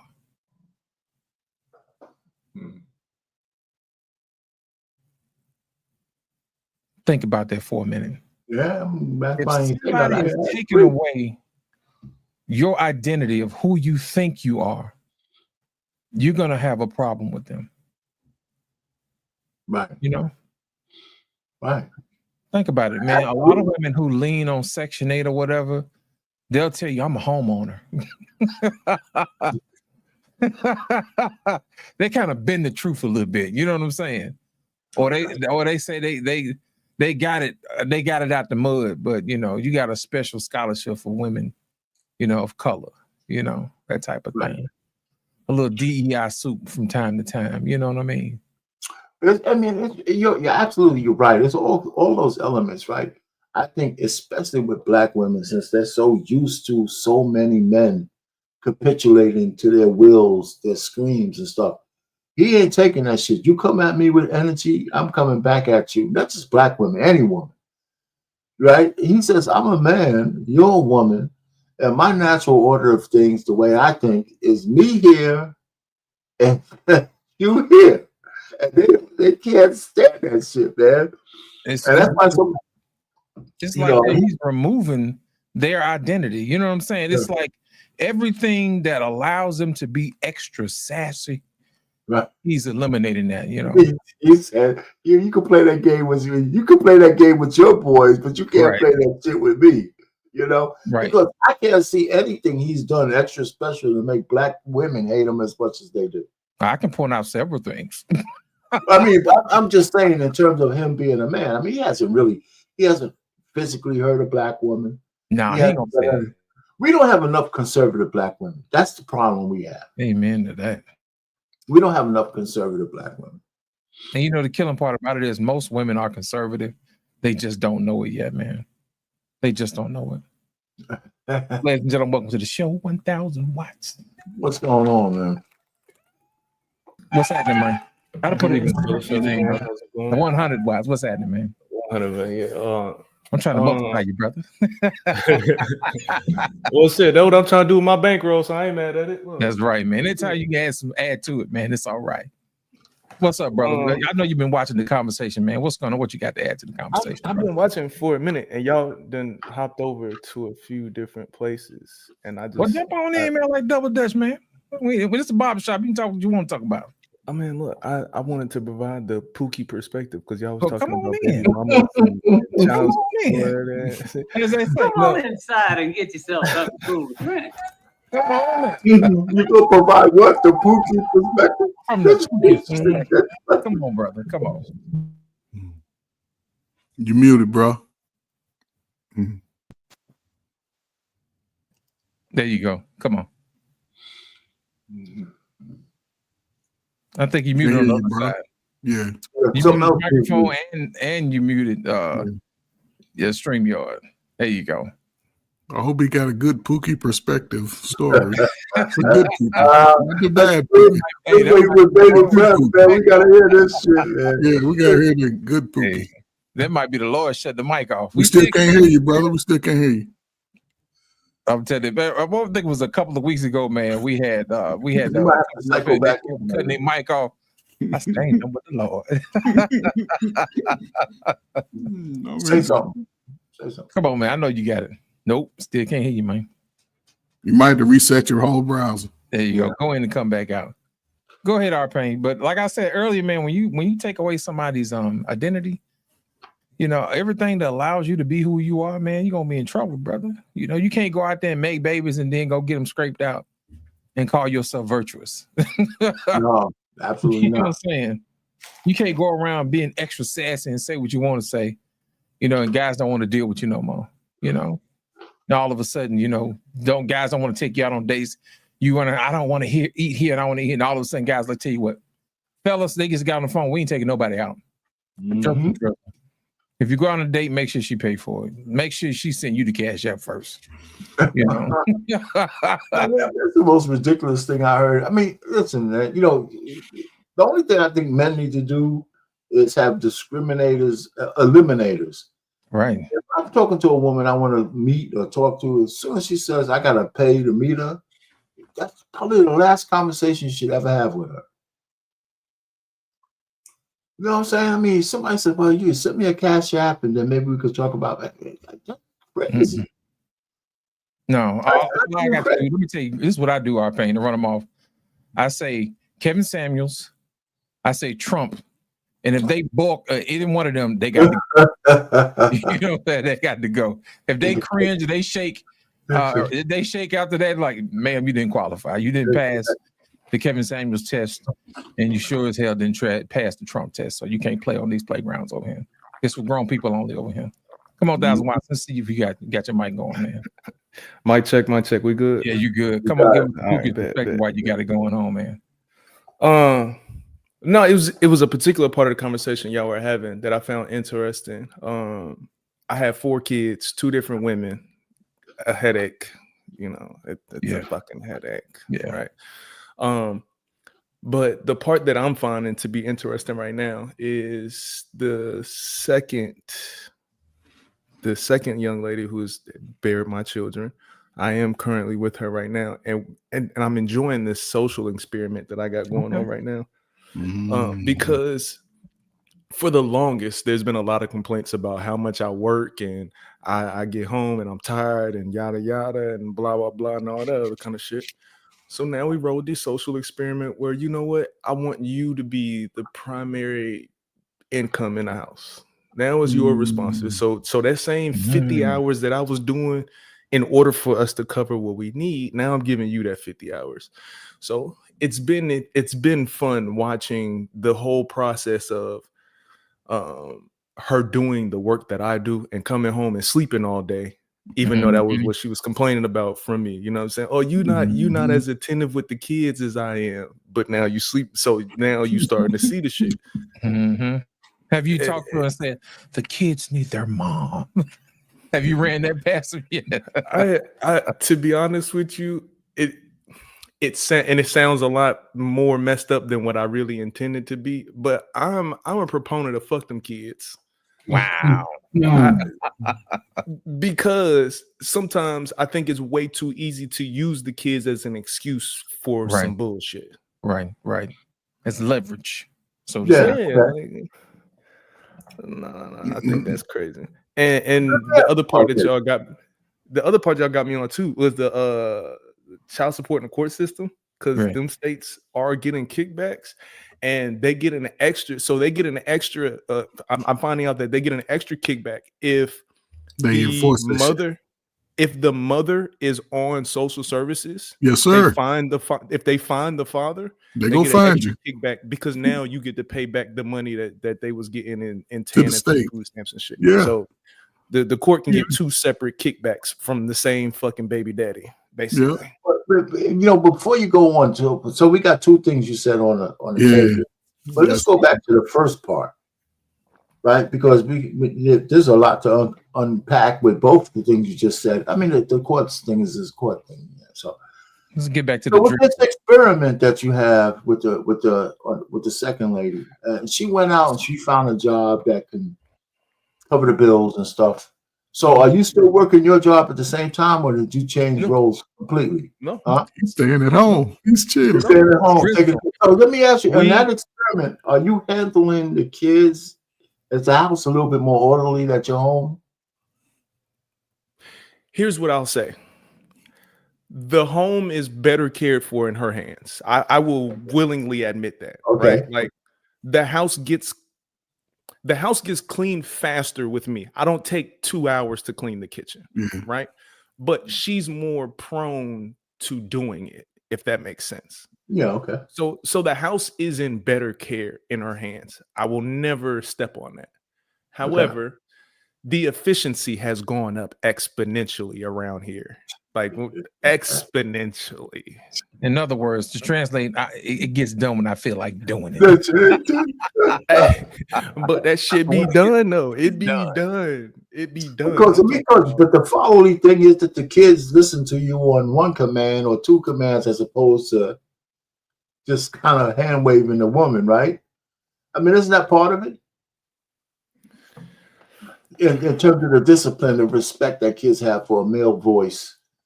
If they're in the house, I don't know how many kids you're talking about, but how old they are.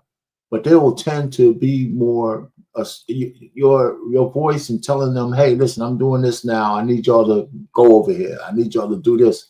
Right. They'll probably listen to you a lot easier than they probably listen to their mom. Oh yeah, no, Yeah. for sure. It's gotten to the point now to where a lot of times they'll avoid asking me for stuff because they're waiting for their mother to come home. Because they know, because with their mother, they'll fool around and eat 4 or 5 times a day with their mother.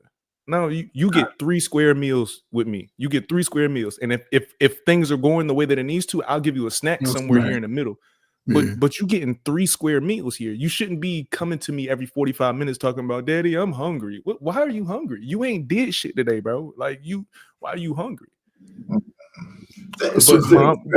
But mommy being the mommy, it says, come on, guys, let's go make peanut butter. No, for what? For why? And then it is always fun because it's fun now. Like I said, the social experiment. It's fun seeing it the other way around because I would come home from work and see him just eating craziness. Like you're eating goldfish and gummies right now while your mother's cooking dinner. Like, what is happening right now? You know what the difference is? I'm gonna tell you what the difference is. The difference is when we were younger, if we wanted something to eat, they would give us a whole damn watermelon, cut it up, sit it outside, and we would eat that. You know what I'm saying? Go feed you up real quick. And man, you talking about you would not be hungry for the rest of the day until it was dinner time. So by the time you got through chopping up the watermelon, chasing flies, waving them away, you know what I'm saying? So you can eat and running outside playing, you would have forgotten all about that. You would have had fiber, you'd have been hydrated, you know, you would have got all the vitamins and stuff that you needed, and it was fun. Ain't no vitamins in goldfish. You know what I'm saying? So is there? No, go ahead. I'm sorry. Is there? I was gonna let you go, but is there a natural end to this experiment, or will y'all switch back? Oh yeah. There is a natural end, and the natural end is when she gonna blow her top, and I see it coming very soon. What does blow top? So for me, the point that I'm trying to prove is I am doing everything I can to try and take care of this household. I'm not going to work for 50, 60 hours because I feel like it. Right. I'm not going to work for 50, 60 hours because I like my coworkers. No, I'm doing this because I'm trying to take care of the family. And the results of that is a side effect of me taking care of my family. Sometimes I come home and I'm tired, and no, I don't feel like playing. I'm not reading no good time story. Like sometimes I don't feel like doing it. I'm tired. I just worked 11 days in a row. The point of the experiment for her, for me, is getting her to see the perspective of I'm not doing this because I'm playing with you. Like there is a real reason as to why things are turning out the way that they're turning out. And if you trust and believe in the process, then it's going to change for the better. Because I already have a 3-year plan on going from working on the floor to making management. You know what I'm saying? Like I have my plan already in place, and you're not trusting the plan. That's why you're complaining all the time. So brother, let me ask you this. And you know, this is a great conversation, man. I ain't gonna lie, man, because you're right in the life of brothers are afraid and sisters are afraid to do, but you're also in the dynamic to where we in this feminist mood, right? Because right, you're trying to give her a traditional role, and she's sort of fighting against it. I think, you said all the time, bringing calm to a woman's chaos. She was thinking totally opposite of making sure the family is okay, and you were, as a man, took the burden to provide and protect for your family. But she's in a lot of women struggle. It's not just, not saying your wife or whatever, but a lot of women struggle when they're at home and have to create order for themselves. And it's hard to follow through. Like you said, the children are a little bit more disciplined in the things that they do. I believe they're probably a little bit more calm. And the fact that they're avoiding you, and they know how to ask questions to get what they want to mama. And then you saw it. So this is a unique situation. I think this is a great model for young couples, really. But you're being determined, and you're actually bringing that balance to everybody. And I don't think it's going to go to the whole year to where she want to be out there when that weather change. It sound good when the spring hit and the flowers blooming. But when that fall leaves start, I think she going to be like, listen, you go ahead But do you think that she would want to grow once this is over to say, listen, I understand you the damn man, you the prize, and we're going to rock out. The hell with what everybody else saying. Because a lot of people y'all age like, girl, don't do it. It's slave. It's struggle. No, I think it's the greatest thing that happened. That's completely up to her. Okay. That's completely up to her. I mean, I know what it is that I'm hoping for. Like, of course, because I am hoping to keep the family together and have a mother and a father in a home and all of those things. Of course, that's what I'm hoping for. I'm trying to do the work to make sure that happens. But yeah, no, I'm not going. No. I'm not carrying another grown adult. Like, no. You know what? That's fantastic. I know exactly what you're doing. You're teaching her the appreciation for what you do. And I think a lot of women, if they could be put in this particular situation, they would pretty much appreciate what men do. That's just saying, you know, hey, I am the table, this, that, and the other. Well, let's just see. You know what I'm saying? If you did what I did, let's just see. But, you know, I don't really think that you're giving her the full experience. And let me explain to you what I mean. Brother, I think you should really take care of yourself. I think you should go get your nails done. I think you should get your toes done. I think you should take yourself shopping and buy yourself something handsome to wear. You know, I think you should get you new shoes. You know what I mean? Go shopping a little bit, you know. You want to make sure you're looking good when she come in the house. Get you some silk pajamas. You know what I'm saying, man? Get you something for your hair, you know, looking and stuff, you know what I'm saying? I think you should do that. You know what I'm saying? Give her the full experience of what it's like to be the breadwinner. You know what I'm saying? See, and you know what? When I first started this experience, I wanted to start out and be dramatic as that. I wanted to do that, but I kind of felt like it would take away from the point that I wanted to make, trying to be petty. You got to ease it in there, man. You know how they ease shit on us. You got to ease it on her too. Listen, you got to get your toes done today. You know what I'm saying? Wait about another 2-3 more weeks and then turn it into a habit. You know what I'm saying? That's how they do us. And then, well, you know, if you expect me to release my masculinity, you know what I'm saying? You got to step into your femininity. You know what I'm saying? You got to put all of that stuff in there, man. My birthday in less than 30 days, so we're gonna see how that go. Oh, invite all your friends. Listen, invite your friends to dinner. You know what I'm saying? Maybe, you know, and you know I ain't working. You know, the fellas, you know, hey, the fellas want you to, you know, take care of the tab for them. You know what I'm saying? Look, I need you to take care of the tab. You got to buy me the suit. You got to buy me the suit that I'm gonna wear that night. Out, you know what I'm saying? And get you the sad that says bad brother. You know, how they put bad bitch on there. Get your locks done and everything. You know make sure you get bad brother. Bad brother. You know what I'm saying? Get all of that on there. That sounds mighty spicy. That sounds sassy. I'm just saying, man. You got to go all out, you know? You got to go full sass, as the women say. Nah, but I do think that I do have a different respect for parenting. Being in the house all day. I definitely have a different respect for it. Cause boy, my youngest is 5. So the 2 that I have with me is 8 and 5. And the 8-year-old is on spring break this week. So they both been in the house together all this week. And like I said, it's been a all right. So this is what your mama be dealing with all day. All right, okay, you know what I'm saying? Because it has been beneficial for me. Like I do realize that I'm probably gonna have to, you know what I'm saying, pull off a little bit on her. You know what I'm saying? I'm gonna have to pull off a little bit. My expectations do be a little high. Like there was a while where I used to be one of them, yo, why is there dishes in my sink type of nigga? But that's like calm down, bro. It's not that serious. You know what I'm saying? Yeah, I was about to ask you, now that you're in her shoes, what have you discovered that has changed your mind on what you thought it was gonna be now that y'all switch roles? Without having to go to work, it's hard as hell to get out the bed in the morning.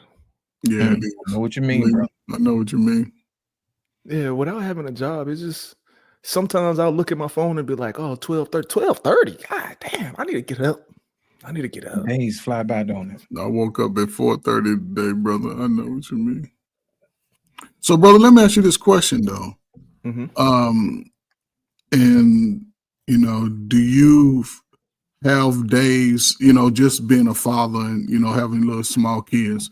Do you find days in the week, like on nice days that there are now, just sort of get outside, get to a little park, let them run, burn that energy? Because that can make a major difference by midday, man.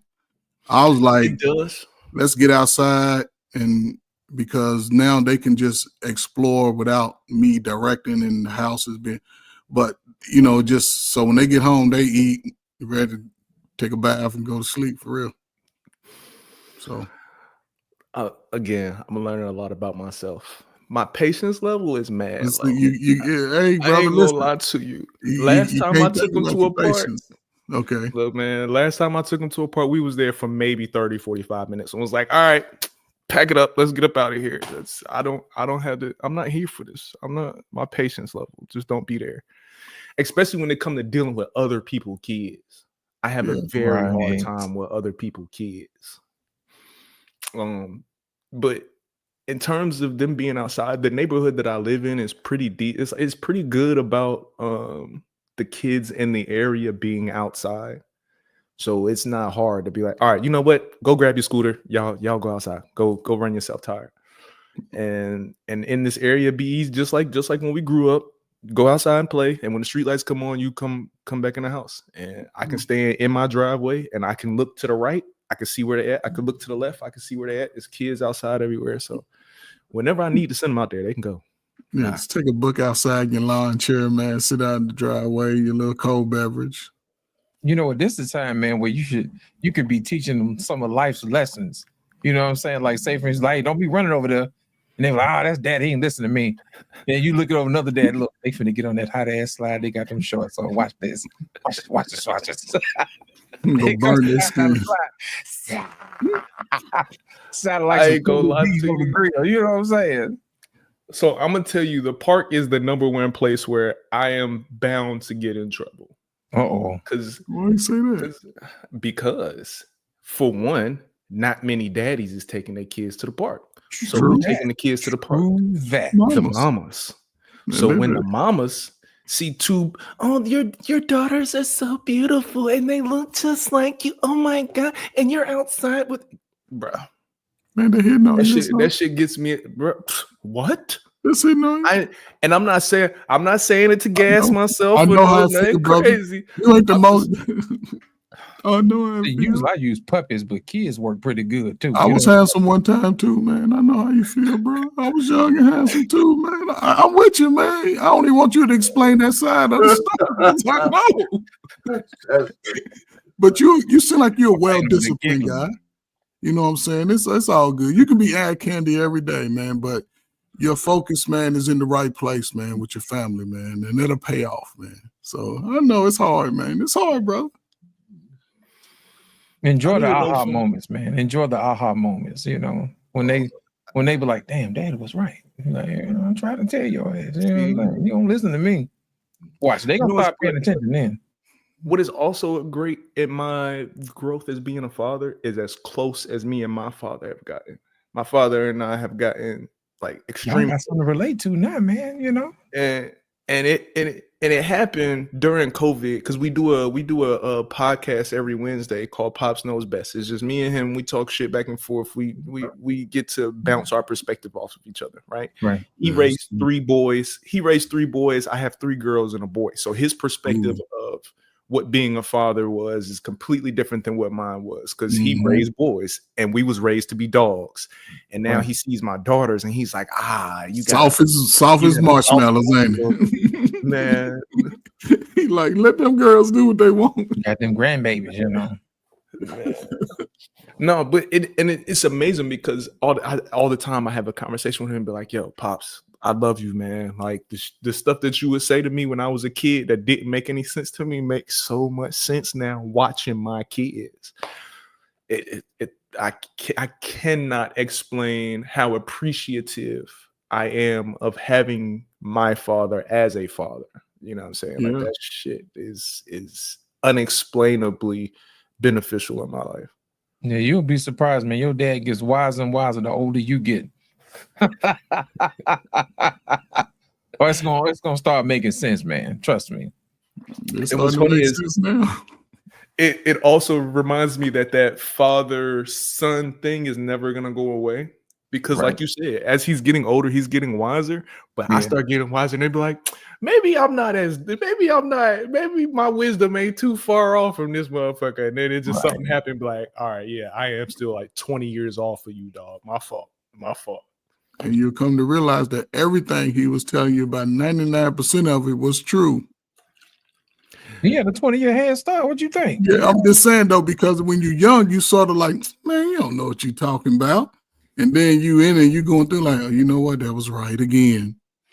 You know, in those moments of wisdom, and then you start, especially like 2 years, you gonna run into some stuff he told you that would have happened, and you like, now it's happening. You like, damn, you right again. You're right again. You know, so that just builds a greater bond, man. I salute to you and your pops, man, for real, man.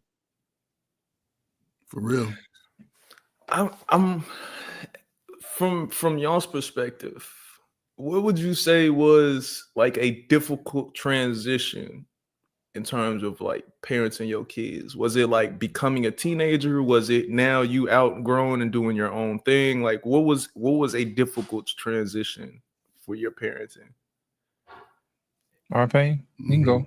Yeah. And then Trey first. He has 2 girls. Yeah, I mean, you know, it's a good question. I think difficult is not the word I would use. I think I always anticipated a natural transition from my girls being adolescents to teenagers to college to adults. And one of the things I had I kept in my mind is as they grew older, the conversations and the things I expect from them and our conversations with them had to mature. You know what I'm saying? Once they got old enough, especially because they both went away to college, but they were close. You know, they were like within 20 miles of me when they went away to college, but I wanted them to get that away from home experience. So as they got older, my conversation with them matured, you know, because I was giving them deference. I didn't want to treat them like little girls anymore, right? Because I have 2 daughters. So I really didn't have any problem with the transition because I knew it was going to come. When they were teenagers, I treated them like teenagers. When they went to college, I treated them like young adults trying to find their way. And then when they got their jobs and now they're making their own money, I treat them like women. You know, and our conversations are, instead, I'm always the dad. I had to talk my oldest daughter a couple of times. I said, listen, remember, now we ain't friends. I'm your pops, you know. We ain't friends, so let's not get too familiar. You know, so when you talk to me, we have to have that certain baseline of respect. But now I treat them like women. So the conversation is more like I'm more of a mentor, father mentor. And since that my daughters, both of them are not married, I'm still the man who's covering them. Yeah.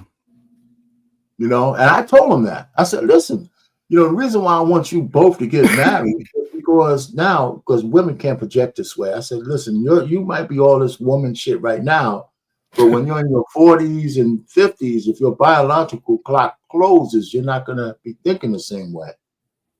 Right? So this whole feminist shit, you don't need no man and all this kind of stuff, they ain't that bad. But I'm just saying, I want y'all to have a guy covering you so I can go to sleep at night. I want a man that I could trust, because just like I did with my wife's father. So our conversations change. I have family dinners when they come home, at least once a week. One of my daughters is out of the house, the other one still lives with me, and she's 26. So I have dinner. So when we come together, we have conversations. And those conversations, we talk about a lot of different things. And it's adult shit, right? Because they're out in the world now. They're working. You know, and so I didn't have any real trouble with the transition at all, not because I anticipated it. And even though it sounds like retrospect, but it was true. Like I was older. My youngest daughter, I was 41 when I had my youngest daughter. So when my oldest, I was 30, 35, 34. So my household was kind of already settled. You know, with me and the wife. So when they came into our house, we had the house, we had, you know, we were stable. So I didn't have to grow up at all with my kids. So my mental was a little bit more mature. So I kind of anticipated a couple of things. Then when I had girls, I bought some books, you know, to read on how to raise girls. Mm-hmm. You know, if I had boys, it would have been different. Because I know, like I said to before you got here, if I had sons, it would have been a little different. You have to be cerebral with girls, but with boys too. But if your son, you know, says too much shit, you could brace his ass, right? You can grab him, throw his ass around the room. No, you can't. You can't do that with girls. You know what I'm saying? You can't do that to your son, man. Hey, look. Through my teenage years, all my T-shirts, the collar of all my T-shirts, all that right here. So I was prepared. I guess I was prepared to raise girls, man. Yeah, So that's my answer to that. You know, I didn't have any real trouble. I was anticipating transitions for them, and my goals that I had for them, they met. Yeah. I want them to get through their teenage years without carrying some assholes babies. Excuse me, anybody out there like that. I didn't want them to get pregnant out of wedlock. Yeah. Right? My girls didn't have no boyfriends when they were in those teenage years. Those 16 years old, I got a boyfriend. No. For sure. They were just busy. I had them busy all the time. They had shit. I was driving them to practice for this, the music, the sports, the this, the that. And then, you know, once they matured, then they started making some of their own choices. And I had my conversation with them. Don't make no mistakes you can't come back from. Mm-hmm. That kind of stuff. You know, the birds and the bees. You know, if you're going to have sex, make sure that guy's wrapped up. I don't care how much you like him. You know, and that stuff. So now that they're grown women, they can make some choices on their own now. I don't try to dictate that. Mm-hmm. Trey Farr, was on you, brother. Appreciate it. You asked a great question, man. You know, like I have a son, you know, who just turned 21 in January. And the conversations my father used to give to me, he gave it to me just because. It wasn't a time where something blew up, then he wanted to have this long conversation. You know what I'm saying? He talked to me even in times of peace, driving in the car, just pointed out certain things, certain type of little things to look out for. And, you know, he used to ask me questions on how I felt. And then what do I think? You know, and you know, he's an old school guy. He wasn't go give me a long question. He just gonna expect the answer, make sure I understood it. And he spent time with me. You know, me and my father have some similar interests. You know, he plays sports. I play sports. We watch a football game, you know, and he'd show me how to do stuff one time. He at least showed me and made me do all the work. I was a boy. I'm doing all the work. He just the teacher, the instructor. And I think that was some of the greatest things he ever did. And he kept it real, man. My father kept it age appropriate. He kept it real. And that's one thing I appreciated, because when I started dealing with people outside of my family, then a lot of people couldn't get on my nerves.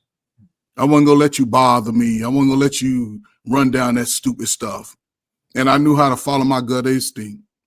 You know what I'm saying? You guys, you know, young people, they get into dumb shit. You ain't leading me. If we was all hanging out, you ain't leading me. I'm doing it because I want to. And if you're going to do something stupid, breaking in cars and busting out windows, count me out. You know what I'm saying? I just was able to make good decisions like that. I knew I wanted to do something out the high school.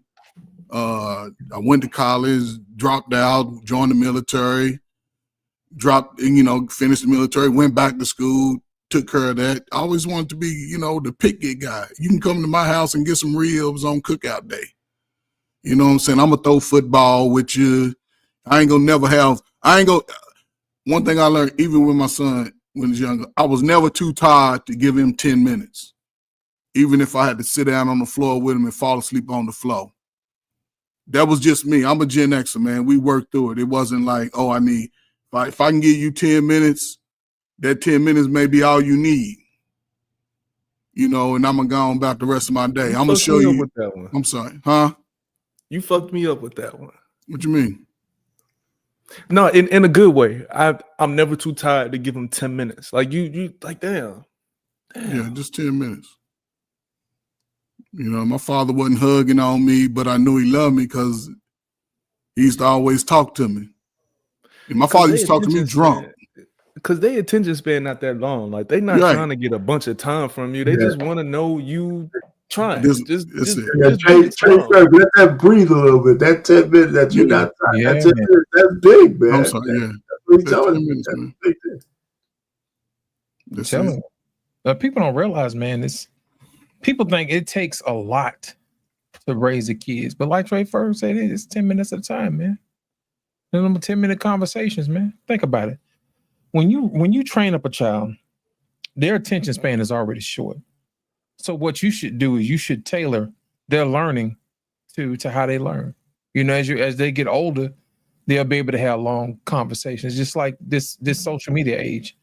And everybody's attention span, like TikTok, is maybe 2 seconds.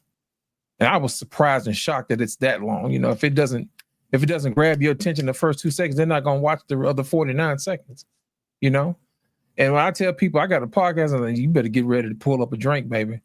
Because I ain't got no jump cuts. I'm gonna sit down and we're gonna have a long conversation. This is cerebral work we're doing over here. We let things breathe and let it pause because we're gonna be talking. You know what I'm saying? We're gonna let that thing do what it do. But with kids, their attention span is short, and you have to give it to them in bursts. And I think about 10 minutes is probably about as long as any kid can hear their daddy talk anyway, or their mama talk anyway. You know what I'm saying? It's like, yeah, dad, get to the point I'm gonna go outside and play. You know, I'm trying to get back to this YouTube shorts, Pop. Right. But here's the thing, man. I think a lot of times there's small lessons that make a big difference when it comes to raising kids. One of the greatest lessons that my dad taught me was peer pressure and how to handle it. You know what I mean? Because kids would talk each other into doing dumb stuff. And he told me, he said, you got to realize they don't know just like you don't know. Right. You know, they're the same age as you. What make you think they know more than you do? And you read and they don't. So why would you listen to them? I'm like, damn, you're right. You know what I'm saying? And your mom would say stuff, well, if your friends jumped off a bridge, would you jump off a bridge too? No, I wouldn't do that. I mean, it looked fun. You know, I'm gonna wait to see if he come back alive. I got one I'm worried about that would jump off the bridge. I got one. I'm worried about. You just be following whoever to do whatever the fuck. You just don't even care. You just do whatever you see everybody else doing, huh? Listen, I'm gonna tell you, my dad was a character, man. You know, we used to do dumb stuff when we was kids. And then once I had to go to the emergency room, man, because I had busted up my hand punching through glass or whatever. Because, you know, hanging around my cousins or whatever, you know what I'm saying? I can punch through glass like the Hulk and all this other stuff. So we sitting up in the emergency room chilling. And then all of a sudden, you know, he look at some other little kid with his leg all busted up. And I was like, he looked over me, he said, he jumped off the bridge. Like he punched through that glass. You know what I'm saying? He jumping and you punching. Yeah, he jumping. That peer pressure, man, that thing hell, man.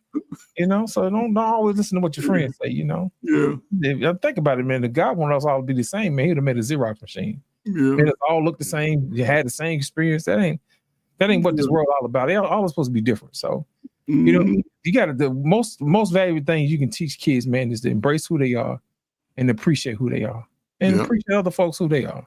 You know, you won't have time to bash people, man. Let me ask this question.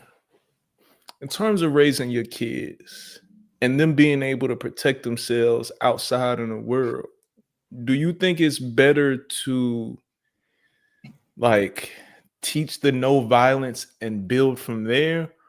Or like my philosophy is be ready to put your hands on any motherfucking body and try and talk them down from there. Like I don't want my kid to be a bully, but I don't want you to be a cupcake either. And I'm curious of what y'all feel like the approach is in coming into that. The easiest way is to teach them how to defend themselves physically first. You know what I'm saying? Because most times people don't want to negotiate, you know what I'm saying, right off the bat. Now, if it's something they can avoid, then I think that teaching our kids to have negotiation skills is important when it's appropriate. But also you should believe in making sure that they know how to take care of themselves in the event somebody else ain't trying to hear what they're trying to say. You know, like, oh, I tried to negotiate with you. Now I got to kick your ass. You know what I'm saying?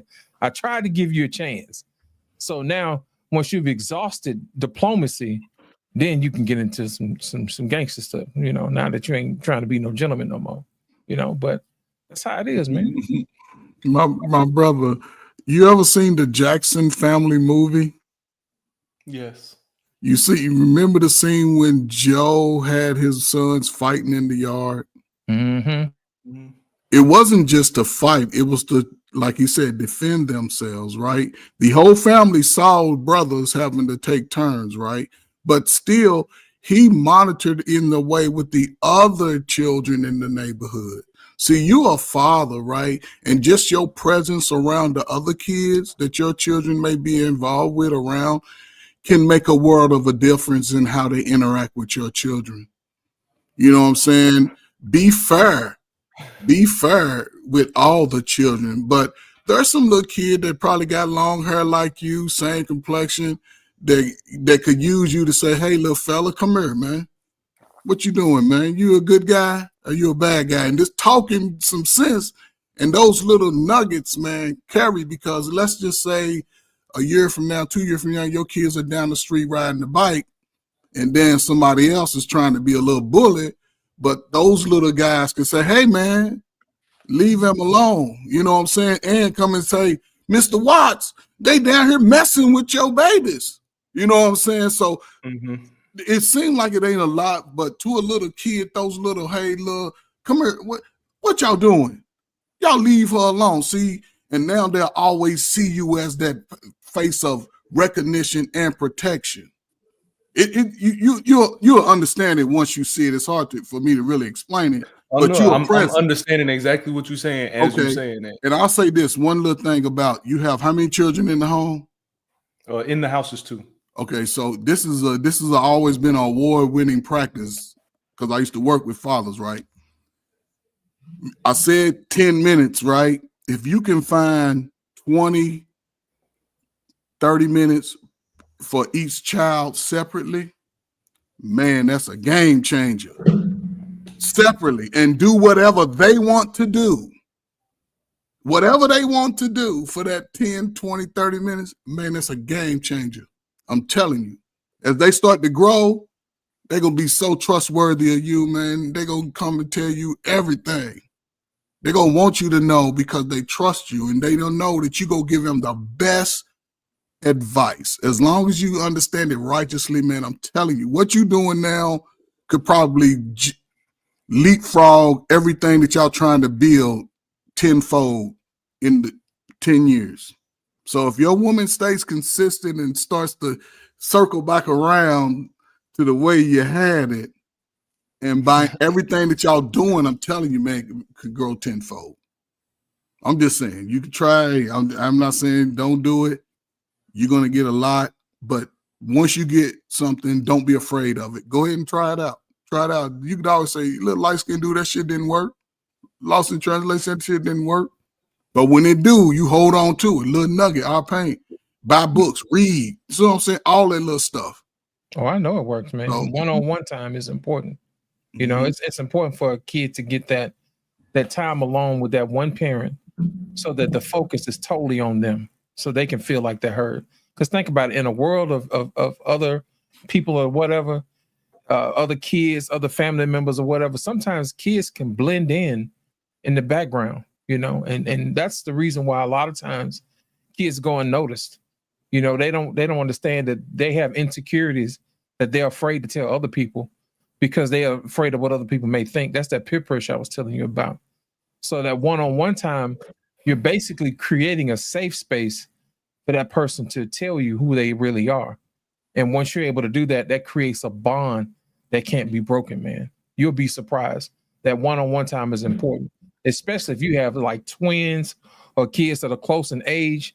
Well, we'll think we're being efficient by talking to them all at one time, but we're not really developing that one-on-one relationship that actually is a muscle that they're going to use when they get into relationships when they get older. Because when you get married, that one-on-one relationship is exercised with your husband or with your wife, depending upon whether your kid is a girl or a boy. And that is what really builds the foundation of all your families up and down your family tree. And we don't ever think about that. You know, we always want to handle everybody in groups and bunches because it's easier. But no, that's not how that works. It's the one-on-one time. It's the bond building that actually creates the tree and the bonds that we have that keep us together, that makes relationships last for a long time, like our pain and Trey Furd.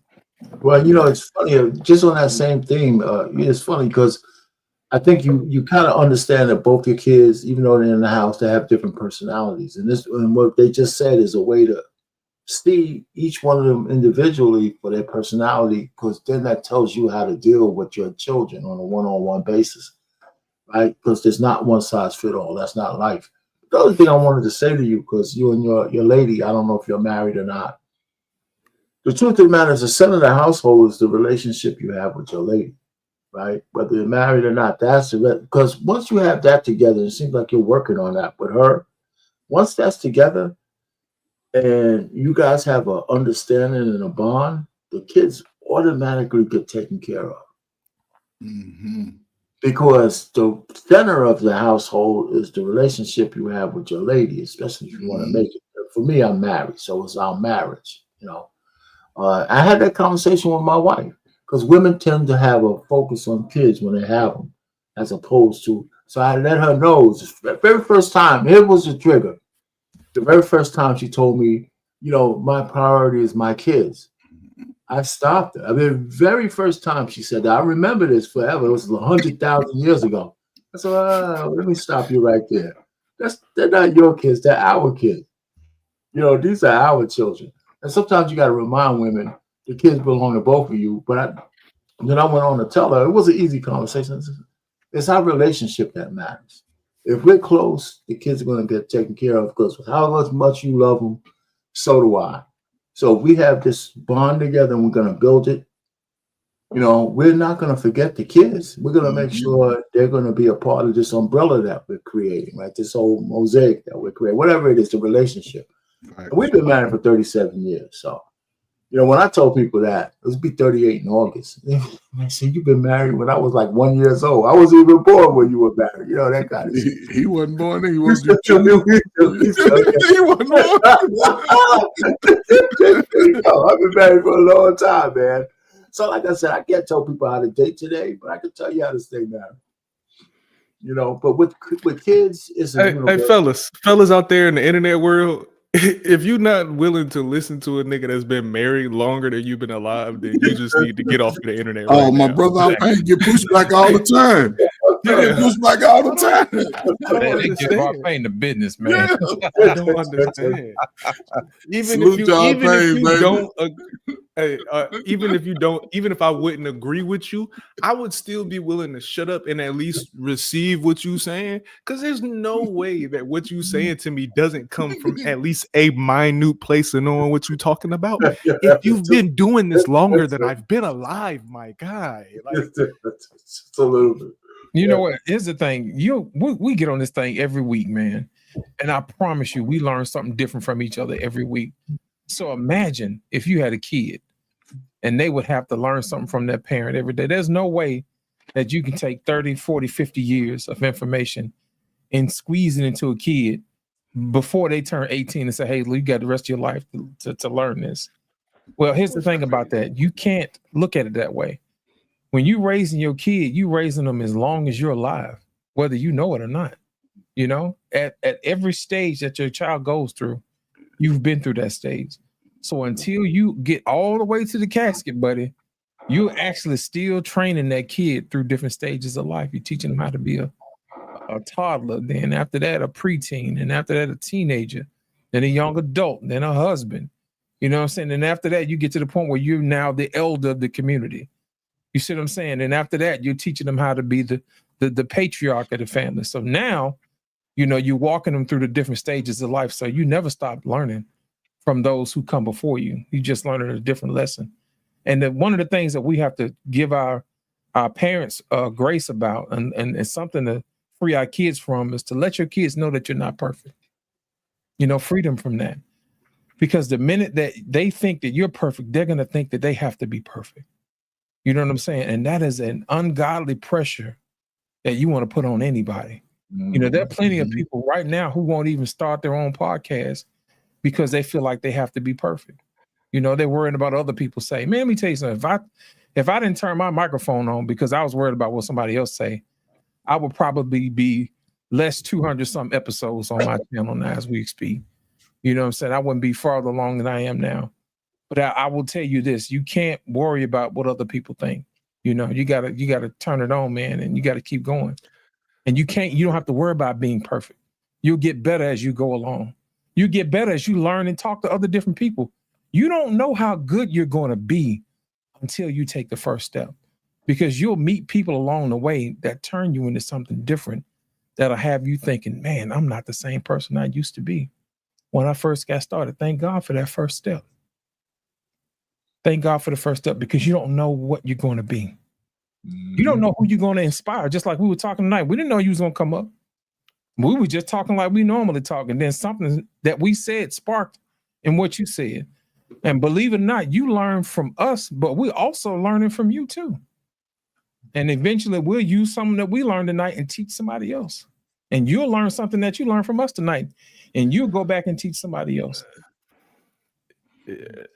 That 10 minutes thing really, y'all really got me. I'm really intrigued on putting that into my life, because as we're having this conversation, I'm realizing that when all of them were infants, when they were babies, it was nothing for me to just hold them for 30, 45 minutes and even at that time when they was little and I was giving them bottles, I would walk around and I would look at them in their eyes and say, all right, daddy's going to have a real nigga conversation with you. And I would walk around for 45 minutes and we're going to have a real conversation. And with my girls, look, the world is going to be a little tough on you. You know, you taking advantage of, blah, blah, blah, all of that. Like, we would have those conversations at infant styles. And as I'm having this conversation with you, with you guys, I'm realizing as they've gotten older, I've gotten more away from that.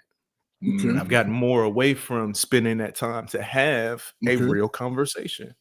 Okay. And even if it is only 10 minutes, just having one real conversation could go a long way, because it might not register. It might not make sense. It might not even matter in today's life for another 3-4 years. But the moment that it matters, the moment that it's important to them, it's going to register in their brain and they're going to know, I talked to my dad about this. Yes. I've seen this. I've heard this before. This ain't brand new. So, and let me go to my dad.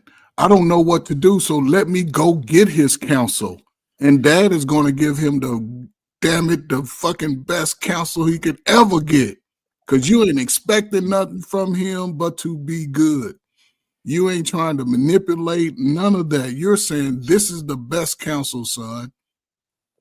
You know what I'm saying? And that gives especially, it gives young people so much motivation to be better. It gives them motivation because they always got that, my daddy know, he told me the right thing to do, so I'm going to do what he tell me. I ain't going to listen to nobody else. I'm going to follow my gut instinct.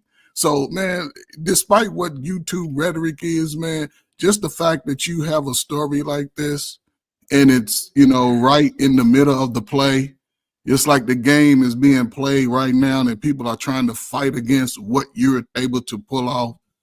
Man, kudos, man, for real, man. For real. It'll pay out. You'll see it when you're ready for it. Right now, you ain't ready.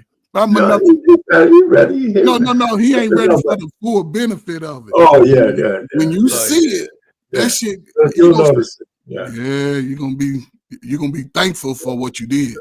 It's funny, but this story is based on what you just said, man. Case in point, I was at Thanksgiving dinner. My daughter might have been in 9th grade, and she was talking about I had a whole family around the table, grandmother and everybody, and she mentioned that this boy in her class, they were going to go to the movies. They wanted to go to the movies, the girls and all that. He says, well, can you pay my way to go to the movies?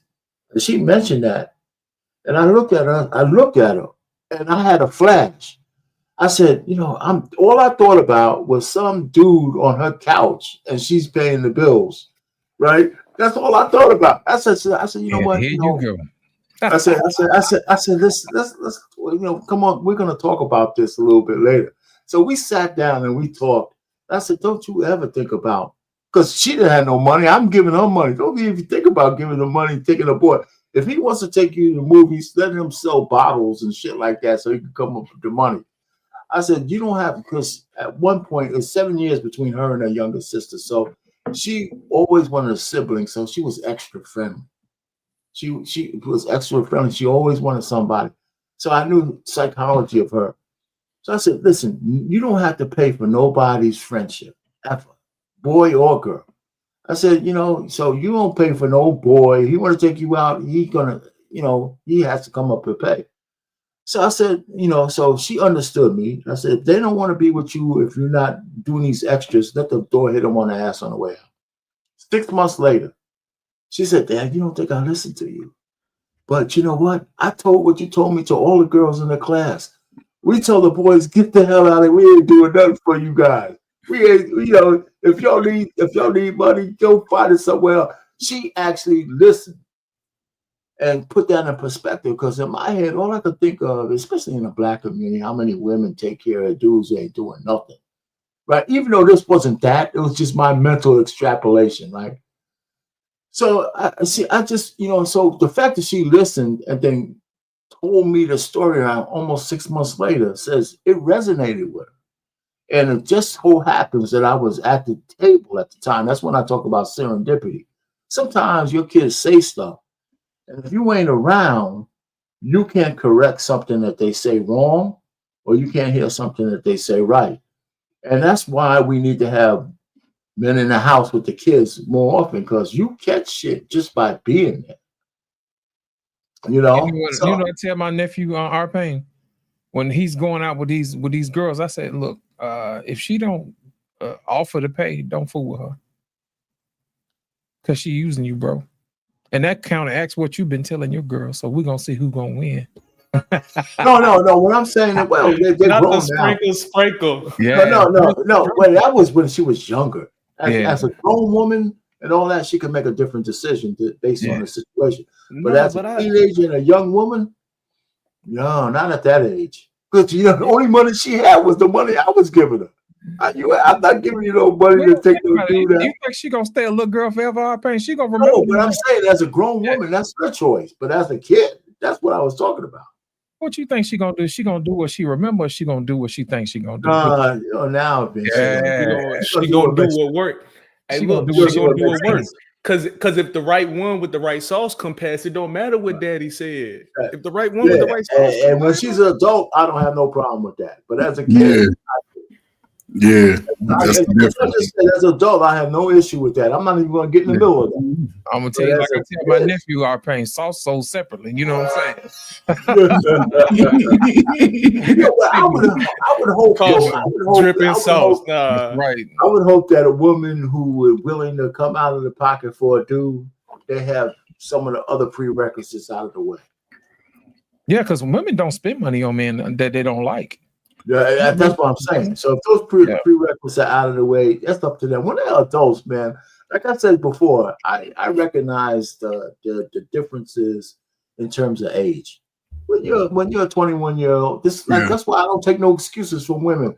Well, I did something stupid. I'm 21, 22. They 25. You're a grown person, man. You gotta eat the accountability for the decisions you make. That includes my daughters. They just so haven't been making those mistakes. But the point is, I recognize that the fact they're women, I treat them as such. I don't baby them, and hell no. Do you think that release, the release that you're talking about, right? That freedom that you give your kid to make their own decisions, is that something that you held in? How can I ask a question that makes sense?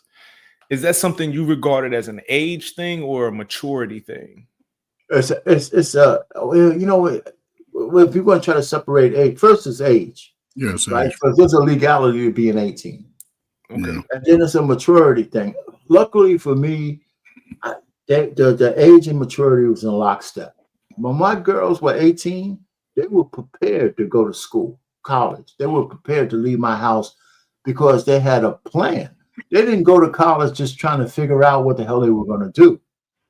They had a plan. And just me, my youngest was going to be an architect. She went to college for architecture. So she had a path to run on. My oldest, she wanted to be an engineer, changed in a year and a half. She got into human resources. And she's working in her profession now. So they were prepared to go to college. And their mentality was of a young adult at 18. And that was one of the things I wanted to do. So I started treating them as such. So I don't know if that answers your question, Yeah. Because there is a difference. So sometimes just 18-year-olds are really immature, immature, and you have to take extra care. Yeah. But I was blessed. I'm not even lucky. I was blessed. One of the things that I did was I kept my girls, because they are girls, in proximity of where me and my wife live. So when they went to college, they were within 20 miles of my house. So if I had to go get them, I didn't have to travel across country. I didn't have to do all that shit. If something went down, I was able to reach out and grab them. Yeah. You know, and that was important to me. It cost me some money too by doing that. It did. It really did. You know, because my oldest had a scholarship to my alma mater, but it was in Buffalo, New York. It was like 400 miles away. And so she wanted to go to the school in New Jersey where we are. You know, and and she cried like a baby, man. I said, man, shit. And I said, she said, you know, you just want to send me away. I said, you goddamn right, I want to send you away. It's going to save me this money. Then I just buckled. Then you gave in. I buckled like a chief. But I did something. I'm gonna ramble just one little bit. I told her this. I said, this is I'm gonna pay out of pocket because you didn't get no money from this school. She went to Rutgers. I said, if you having loans, you're paying them damn things back. After what I could afford, if you have to go over that, you're paying them back. And that's exactly what happened. You know, that's when I brought her back home, she paid them back within like 3 or 4 years. But she only had like $35,000 worth of loans. But by her coming home and getting a job in her profession, she was able to pay it because she was stacking bread because I'm paying all the bills here. So, you know, that's my life. I was able to do that. But, you know, it's so funny that you guys are making me talk about that. That same daughter said, you know, Dad, listen, you know, you don't understand. We are privileged. I said, what you mean privileged? I said, I don't. What you mean privileged? She said, yeah. She got real friends. You know, but I swear, she said they're privileged. I said, listen, you ain't privileged. She said, yeah. He said, well, none of my friends were able to do what I was able to do. Hell and no. it was a compliment to me, but I was saying, because I don't feel that way. When you're the guy stoling out the money, you don't think that shit's privilege. You know what I'm saying? It's golly. But anyway, man, but raising them two girls, man, was, you know, the book is open. And it's funny because they give me energy. You know, I should get in shape better, but they give you energy because every kid is like a book with chapters. That's how I look at it. And you want to read as many chapters as you can before you go, because all of us want to naturally go before our children. So I want to keep reading that book as far as I can go. Yes. Right. So I've been through so many chapters so far. It's really interesting to see how they develop and the decisions they make and all that shit. It's mushy, but that's the way I'm living my life, man. You know? Yeah. So I can't think of anything I've done any greater than marrying my wife and having those two kids. That's some of the greatest shit that I've done so far in my life. So, you know what? I'm gonna explain something to y'all. I'm gonna piggyback off what Arpain said. Arpain said that his daughters went to college to learn how to be whatever it is that they become. Right? She wanted to be an architect, that type of thing. I think the difference between relationships now and then is that back then men were trained to be husbands first before anything else. I think so. You could think about it. You can learn to be anything else that you want to be later on in life, but to learn how to be a husband first is where it's at, because it sets your motivation and tone and direction for everything else that you do. You know what I mean? Think about it. If you're raised to be a husband, guess what? Now you got to find a wife that was raised to be a wife. You know, you can't marry somebody who hasn't been trained on how to be a wife. It's going to make your life difficult. Even the Bible talks about that. It's better to live on the corner of the shack and the rock than to live with a quarrelsome woman. I assure you that quarrelsome woman was never taught how to be a wife. So guess what? Now you have to learn how to pick a wife. You know, now that you've found a wife that knows the rules, who knows how to play her role, you play your role. And those are the men who are actually blessed. You know, they always say, You know, a man who finds a wife finds a good thing and find favor with the Lord. The favor comes with cooperation and agreement. And I think that's the part of the conversation that we never have. Women like to grasp a hold of that just because they call themselves a wife. They think the favor comes with it. The favor don't come with you just because you're the woman. The favor comes with because you're in agreement with your husband and with God. And y'all moving in a direction that's pleasing to him. You see what I'm saying? Because the way that he set it out, it's easier that way. And when we overcome our flesh, that's when we actually become more of use to him. That means we're able to listen to those lessons. We're actually, as a father, you know, we listen to our father and say, you know, well, you was right, Dad. You know, we develop an ear for God and where he comes from. And our kids are just examples of that too.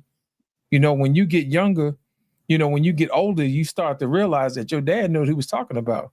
So it's the same way with us when we talking to God. It's like, I ain't know it. I ain't know that. But, you know, you keep living, you keep working, you keep listening.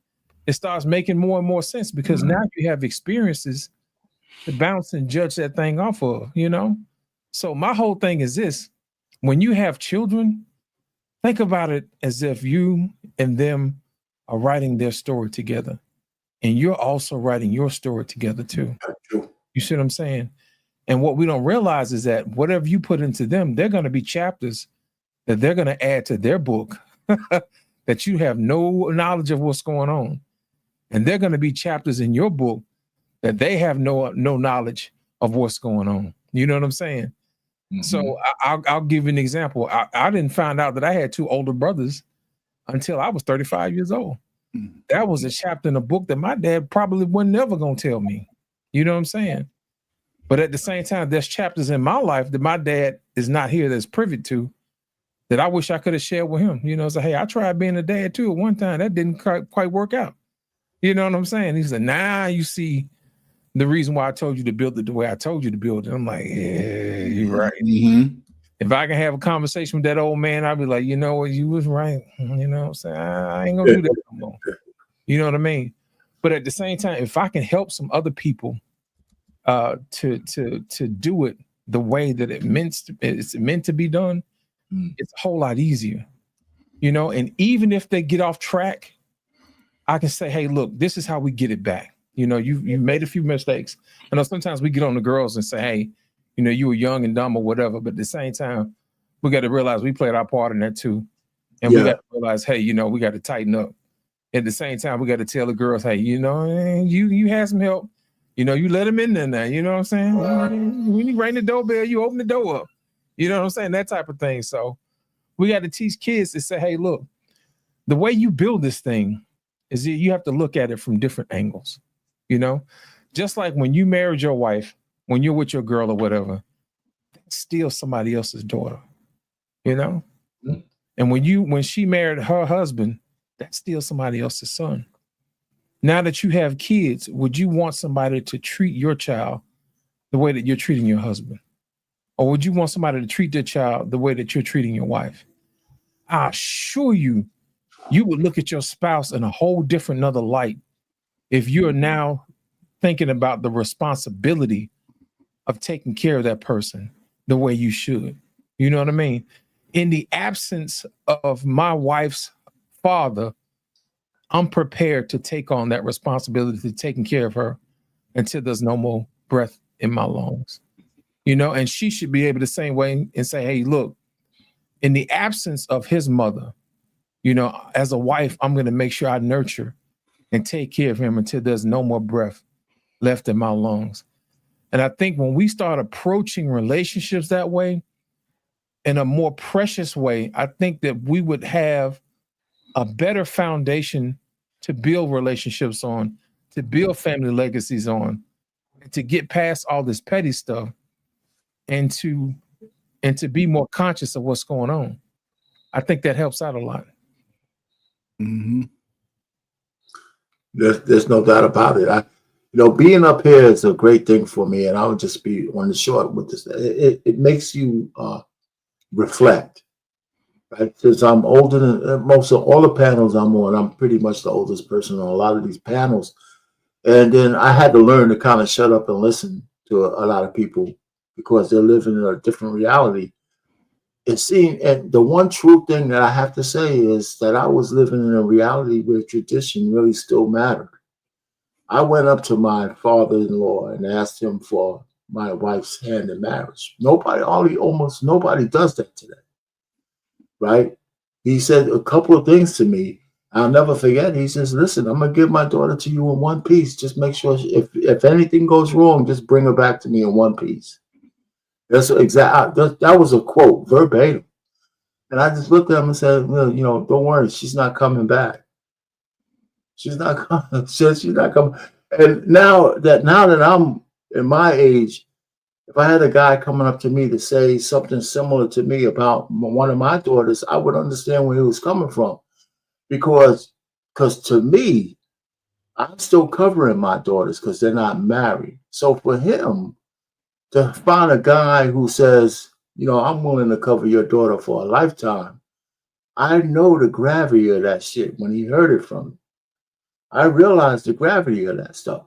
Because, my daughters are grown, so I don't have, the one who's living here, I have a little bit more say. But the one who's not, she still tells me when she does major things. But the truth of the matter is, and I told my daughters, I want you to be covered by somebody who cares about you in a different way than I do, but I can trust that's going to take care of you no matter what. Because as a man, just like you, 100 watts, a lot of women don't realize that we're willing to not give away, we're willing to do much more by obligation for our families than they can ever imagine. Women take that shit for granted. When a woman can understand that, in a marriage, or maybe not even a marriage, but in a community, you got a family, a kid, hey, whatever my obligations to you is much more than any obligation I'm asking you to give back to me. And that's what men do, and so that's what so when I married my wife, she didn't have anything to worry about from the standpoint that she trusted me and the decisions I made. And God bless me for not making too many stupid ones. You know what I'm saying? For all these years. So, it's not that I didn't make any mistakes, but I tried not to make any mistakes we couldn't recover from. And any mistakes she made, I had to be willing to correct them. So I mean, so that's where it's at. So, and I realized how traditional that shit is. And so I've learned not to judge people in the modern era by the way I live, by the way we live. So it has given me a reflection, because I wasn't this smart when I was 25. I wasn't, so it sounds like I was smart, but I wasn't. I just made decisions that sound smart now. I have to admit that. I have to admit that, because I think I was a dog shit idiot. You can admit that. You can admit that. Ain't nothing wrong with that. You can toot your own horn, man. Hell. Nah, but I don't want to do that, because that's sometimes, because I just say, when I asked her to marry, the way we courted, the way we got married and all that kind of stuff, it was just we were just going with the flow back then, because people got married a whole lot more back in the 70s. I'm gonna tell you back in the 80s, and I'm gonna tell you why, okay? We had less distractions, man. Less distractions, yes. We had less distractions. Yeah, we had that. It took a little bit more to get to know somebody back then, because you had to go through some things. You had to make a phone call and get past a father or mother if she picked up the phone first. Yeah. We had to. Hey, Miss Johnson, is Yolanda up? Huh? Hey, no, yeah, right. When you had to call it, hey, Miss Johnson, is Yolanda up? It's just yeah. Who is you? Who is your folks, little boy? Yeah. Well, I forgot about that, right? The rotary phone. Yeah. People don't even know about those phones. You had to have courage, man. They had no DMs where if you get rejected, nobody knew. No, because you could get cursed out right on that same line. Right. You could get cursed out by a mother. Or your mom, her mom could be listening to your phone call. You just didn't know it. You know what's interesting? But 100 watt. Let me just tell you this, man. Even in the modern era, man, between a man and a woman, it's just it's still a negotiation on what you both would agree with each other. And no matter what, you have to be willing, not just you, but most people, even today, if you want to have a serious relationship with a woman or a man, whatever, not you, but back and forth, you just have to be able to link up with the person that you're going to hook up with. I don't use the word partner. If you're going to get married, then it's a marriage, husband and wife. And you just have to be willing to blot out all the distractions. You just got to be willing, because they're coming from social media, the parents and all that. And whatever negotiation you have between you and your significant other, you have to just be able to stick by that. And that's what I'm saying. I think that's the big difference. I had less distractions than most people have today. Less people trying to intrude on your lives, and less social media about people glamorizing debauchery and all that shit. So that's I'll give you an example. Arpain, say for instance, you hang out with your lady. Let's say for instance, it's the 80s. Before we had cell phones and pages and stuff like that. You would take her out to some field somewhere, and y'all guys would sit out on the hood of the car and look at the stars, and y'all would actually have a conversation uninterrupted. So now juxtapose that to 2025. Both of y'all looking at y'all phones, see who calling, see what the hot trend topic is, somebody sending you a meme or some type of reel. Me a meme sitting across the table from me. Don't be sitting across the table from me and you send me a meme. You're not really building no relationship, no bond for real, man. Well, back then we could see the stars. Depending on where you live today, you can't even see the stars. Right. Looking up in the sky. Down in the Northeast, back at one point, even in the Bronx, you were able to look up at the sky and see the stars. Now, there's so much electricity going on, you can't even see them. Yeah, too much light pollution, man. Yeah. But think about it. It takes a little bit more. You have to be, I put it like, you have to be way more intentional now in trying to build a family now than what it was back in the day. Yeah, you really do. Because you don't know what these people are being exposed to. With everybody being an influencer now, and you don't know where the hell they got their information from or what it's based off of. You know what I'm saying? It's just like to get money. You know what I'm saying? You ain't trying to help nobody for real. Yeah. The subtle art of meeting someone new is completely gone. Yeah. And bro, you spoke about it. Those 10 minutes, a lot of young people, that's how long their attention span is with the person that they meet. It's about 10 minutes. Then they're ready to move on. So it's crazy. But Arpain, I was listening to you a second ago. You were talking about the traditional part of speaking to your father-in-law before you got married. And I was thinking, I literally sat here and I thought about it. And after I graduated high school, I literally got all the way up into the age of 28 before I was dealing with a woman that had her father. When I say had her father in her life, I'm talking about could call him on the phone and actually have a conversation with him type shit. I dig it. Like this, and it's wild to think about now. Like when you said it, it's wild to think about. Like I legit went through 10 years of my adult life dealing with women that don't talk to their fathers. Yeah. But in terms of me even making the attempt to try to be respectful, to go speak to him, or even just going to speak to him to try and understand, even if I'm just trying to talk to him to understand his daughter more, I can't even do that. Like exactly. There's a little unspoken rule that you don't know about. Your woman will have way more respect for you when you talk to her dad. You know why? It's because he was her covering before. So he was the authority in her life. So to her eyesight, you're her now champion. You see what I'm saying? Because now she knows that you're not afraid of her father, but at the same time, you're still seeking wisdom from this man. You see what I'm saying? So in her eyes, you're a big deal now. Yep. You're a big deal now. Yep. That's why it's important for guys to have that conversation with her father. Yeah.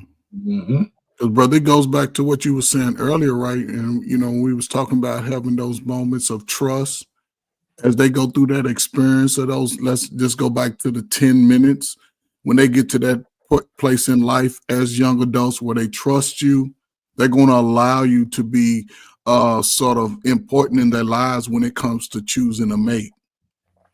Our pain said, meet my daddy, meet my, you know what I'm saying? And let my parents meet. Those things you won't have to worry about because it'll be instilled in them. And I told my daughter that too. I said, listen, if you got a guy you like, you know, the first thing you need to be talking about is you got to meet my father. I said, if you don't want him to meet me, I said, then why are you dealing with this dude? Right. If you don't think he elevates to a point where he needs to meet me, then don't give me no bullshit. You shouldn't be dealing with him. And I tell her, grown or not, I told my oldest that too. I said, listen, you know what? You ain't no thought out here. You know, if this guy don't elevate to the level that you want him to meet your parents, then this guy ain't for you, period. You know, and however that resonated, you know, she got one that she feels that way about, but that's cool. But I told her straight up, you can't be over here just dicking around because you horny. No, hell with that. You know, I told her straight up, you know, and she a grown woman. And she looked and shake her head, yeah. I said, yeah, I'm serious, goddamn. You know what? I'm telling you. Let me add this part, Joe. I said, listen, your biological clock ain't where you could waste that much time. In your 20s is one thing, but now that you're 29, 30, I said, you can't be fooling around with no guy for a few years to decide on whether it's going to work out. You got to be intentional. If he ain't intentional, get rid of this guy, period. And you know what? At the same time, Arpain, as a man, you want to talk to a father because let me tell you something. I've actually talked to some girls' dads, and I'm like, this ain't gonna work. The reason why I want to talk to the dad, I want to know if he's standing behind his product. Like real talk. You know, do you stand on your product, sir? Can you vouch for this? You know, because if you ain't done a good job, I'm sending it back to you. You know, I'm returning the sender. You know what I'm saying? Manufacturer. You know what I'm saying? It's still a warranty. I'm sending it back. You know what I'm saying? He said, man to man, this ain't no bullshit, is it? Hey, man to man, you stand behind your product or what, man? There's no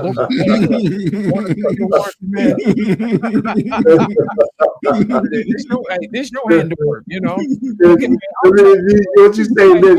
He's so eager to give her away. Maybe something wrong. Please, it's gonna fall off, you know. Take off my head. As a man, you need to know if he stand behind his product. You better stand flat with man to man and shake his hand and look at him and say, sir, do you stand behind your product? That's the closest to a Carfax you're gonna get. I'm telling you. You're trying to get no limit, man. That's funny as hell, man. But that's true too. That's true. That's true. Yes, sir. You got your work cut out for you, young brother. Yeah, man. Listen, man, 100 watts, man. That's great, man. You're bringing up a whole bunch of stuff for us to think about, man. That's cool, man. I appreciate the fact that I got on the panel today and actually learned something I can apply. Most of the time, I just sit here and I just be listening to a bunch of people arguing and be like, all right, yeah, I'm going to go ahead and hop off of this one. Man.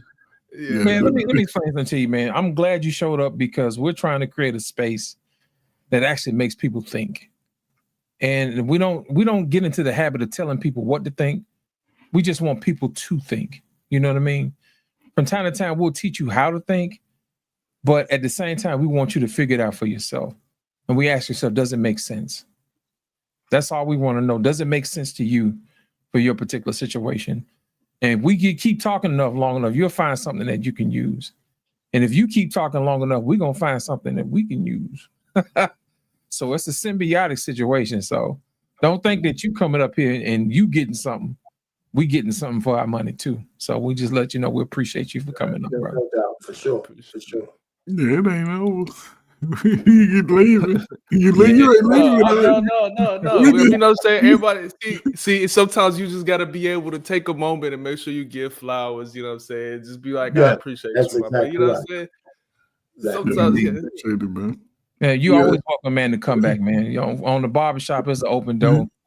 You know, we'll have a question that frames it up, but most of the time we talk about anything, man. Yeah, sure. And understand the barbershop do get a little heated sometimes. Oh no, hey, look, trust me. So this channel right here, right? So I'm a restaurant manager, right? And a lot of times this channel right here would be on my Bluetooth speaker in my office when I'm at work. So I walk out the office and go take care of some business, and I walk back in and be like, "Oh shit, what did I just walk into? Wait, time out. They was talking about the Bible when I left. What did we? Yeah, it'll switch. Yeah, we'll switch up on you, man. Yeah, no, that's good. This channel is great right here. Indeed. Yeah, before we get up out here, did you want to add anything, man? For the people, let people know how they can find you, man. So I'm currently in YouTube jail right now because YouTube is sensitive. What you did, man? Yeah. Look, man, I have copywritten music on Spotify that I play, and I guess one of the songs got flagged. You know what I'm saying? I'm in YouTube jail. Look at man, but you need to come to Black Man and Filters University on how to get away with some foolishness. Because we know how to remove stuff from the show, you know what I'm saying? So, just come highlight us, man. We'll hook you up, man. Yeah, on Twitch, you can find me at 100 watts. That's WATTZ2Fly. Over here on YouTube, Finesse Visions. As I mentioned earlier, every Wednesday at 8, me and my father, we go live. We do Pops Knows Best. This week, we're going to be starting the conversation with with Magic Johnson is better than Michael Jordan. That's we're starting our conversation.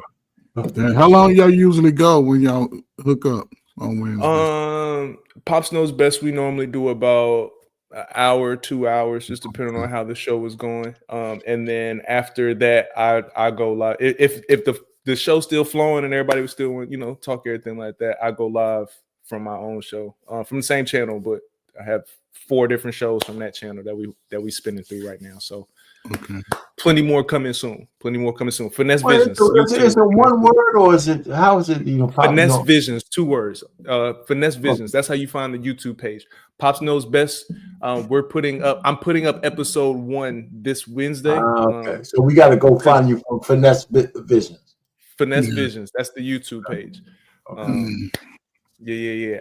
Me and YouTube have had this long beef because they always take my content. They took an entire YouTube page from me, monetized and everything. Took an entire YouTube page from me. So we're starting over from scratch right now. Okay. Well, man, that's why follow the rules, man. Follow the rules. And I'm trying. Man, let me tell you something. Let me tell you something. YouTube is a whole lot lenient than TikTok. Let me tell you something. I got a strike for a single bear emoji. I'm in TikTok jail right now because I put up a single bear emoji. It said it went against their community guidelines. For a bear? For a bear. For a bear emoji. So of course, I'm not finna get them no free content. I ain't finna get them nothing. I'm just gonna comment. You know what I'm saying? They ain't finna get. I'm putting all my efforts over in YouTube because they pay. All right, Payne, did you want to give us something, man, before you get up out of here, man? I appreciate the conversation. Like I have a Monday show here on this channel. I come up with a lot of different topics. I'll talk about some politics. I have something I think special for this Monday, and maybe I'll get the channel banned. But I want to talk about I'm only joking. But the peril. I want to talk about the dark side of Black Girl Magic. Oh, and the impact it has on our sons. Oh yeah, you're gonna get banned. So I want to talk about that. I mentioned it before. Now that even though it started out as a good thing, I think there was some nefarious stuff behind it that left boys, sons, husbands, and fathers behind. Yeah. Because the fact that now, the women who are raising those boys are raising uneducated men. And now they're complaining about Black men being uneducated. Who do you think are not educated? Right? Because we have a plethora of women raising boys that don't measure up. And not because the men ain't around, they're kicking them out of the house. So there's a lot of, and guess what? I put that into YouTube and I found like 10 different women, not men, but women talking about the dark side of Black Girl Magic. So I always have clips. So I never lean on my own understanding on this thing. I just had the idea. And I didn't know I was going to find so much information.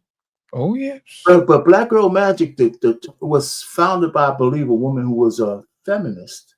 And I'm not sure. I think she might have also been a lesbian. You know? I'm surprised.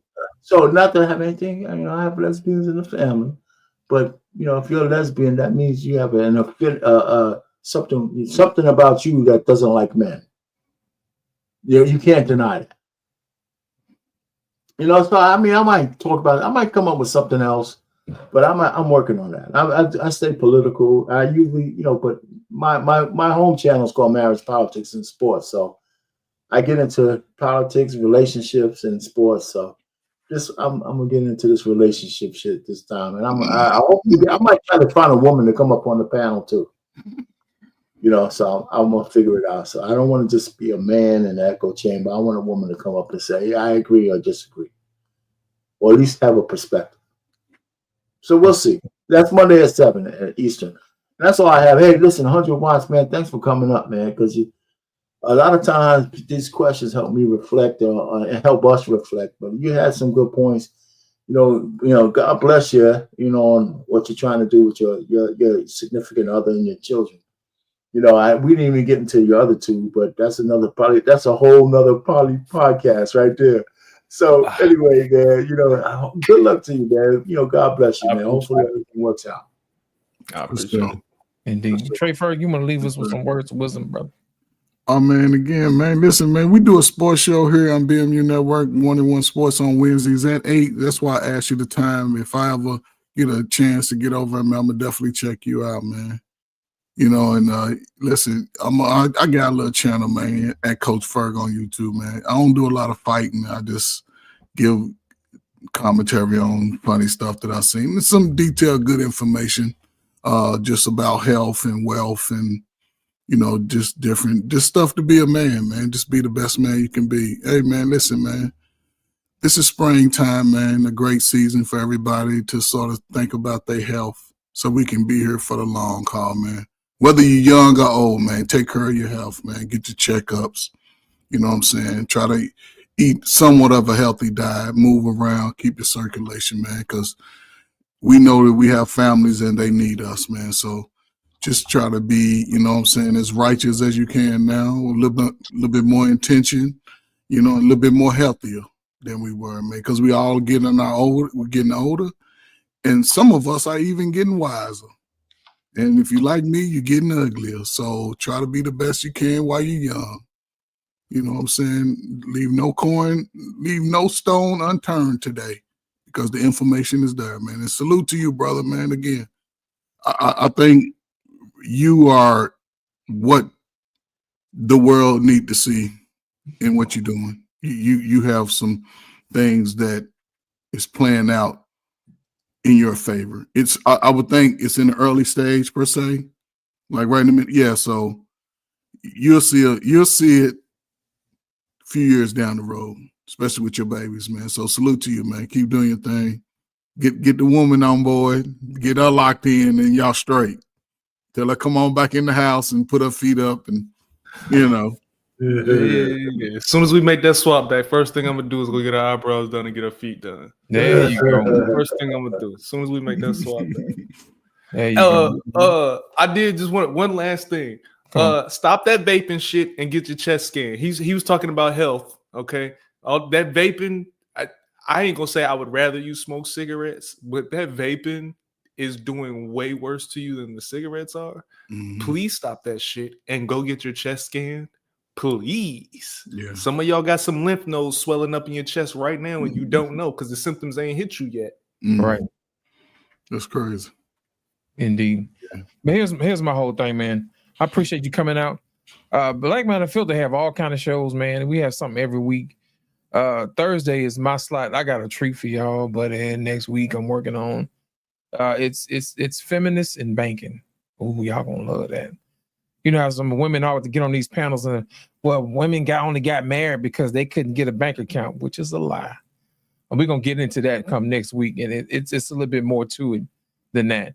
And women are still getting married today with bank accounts and money. So it's going to be a conversation that we're going to have. And I got some footage that ain't never been seen before that I got from the National Archives that we're going to talk about. And it's women talking to women. And it's from the 70s. It's real good. Y'all going to enjoy that. And we're going to have us a nice little conversation about that come Thursday. But yeah, this whole women and feminism and banking. Yeah. We're going to debunk all these lies and all these excuses why people shouldn't be married, because the information that people have gotten is coming from a place they have no idea where it came from. And once they see how horrible the places they got the information from, they wouldn't want to stand behind it. So my thing is this, it's up to us to do the research to find out where this stuff comes from, because a lot of this stuff, they don't put on the internet. And it's up for us to find it. You know what I'm saying? So I'm going to make sure I share that. Yeah, this Thursday coming up, because I'm on vacation next week, all the way up until Thursday. I'm going to be out Monday, Tuesday, and Wednesday, so I can put this thing together. Because y'all know when I put stuff together, I do it right. I ain't finna put out no jibber jabber. And I stand behind what I say, and I also cite my sources in case somebody want to come back and just, check my stuff. So I like to give people the right information to make this stuff up, because we want to make sure that we build families back the way they should be built back, instead of listening to foolishness from other people. Man, I want to thank y'all for coming out tonight. Our Pain and ran off. 100 Watts, thank you for coming on. Our Pain, thank you so much. Coach Ferg, 100 Watts, Katalia, and everybody else listening. Make sure you guys hit the like button. Make sure you guys hit subscribe on the way out. And then make sure y'all share the channel from time to time. It helps us out to us grow this thing. It's one thing for you to hit the like button. It's another thing for you to share, because this is always good information to have. I appreciate y'all for coming out. Thank you. God bless and good night.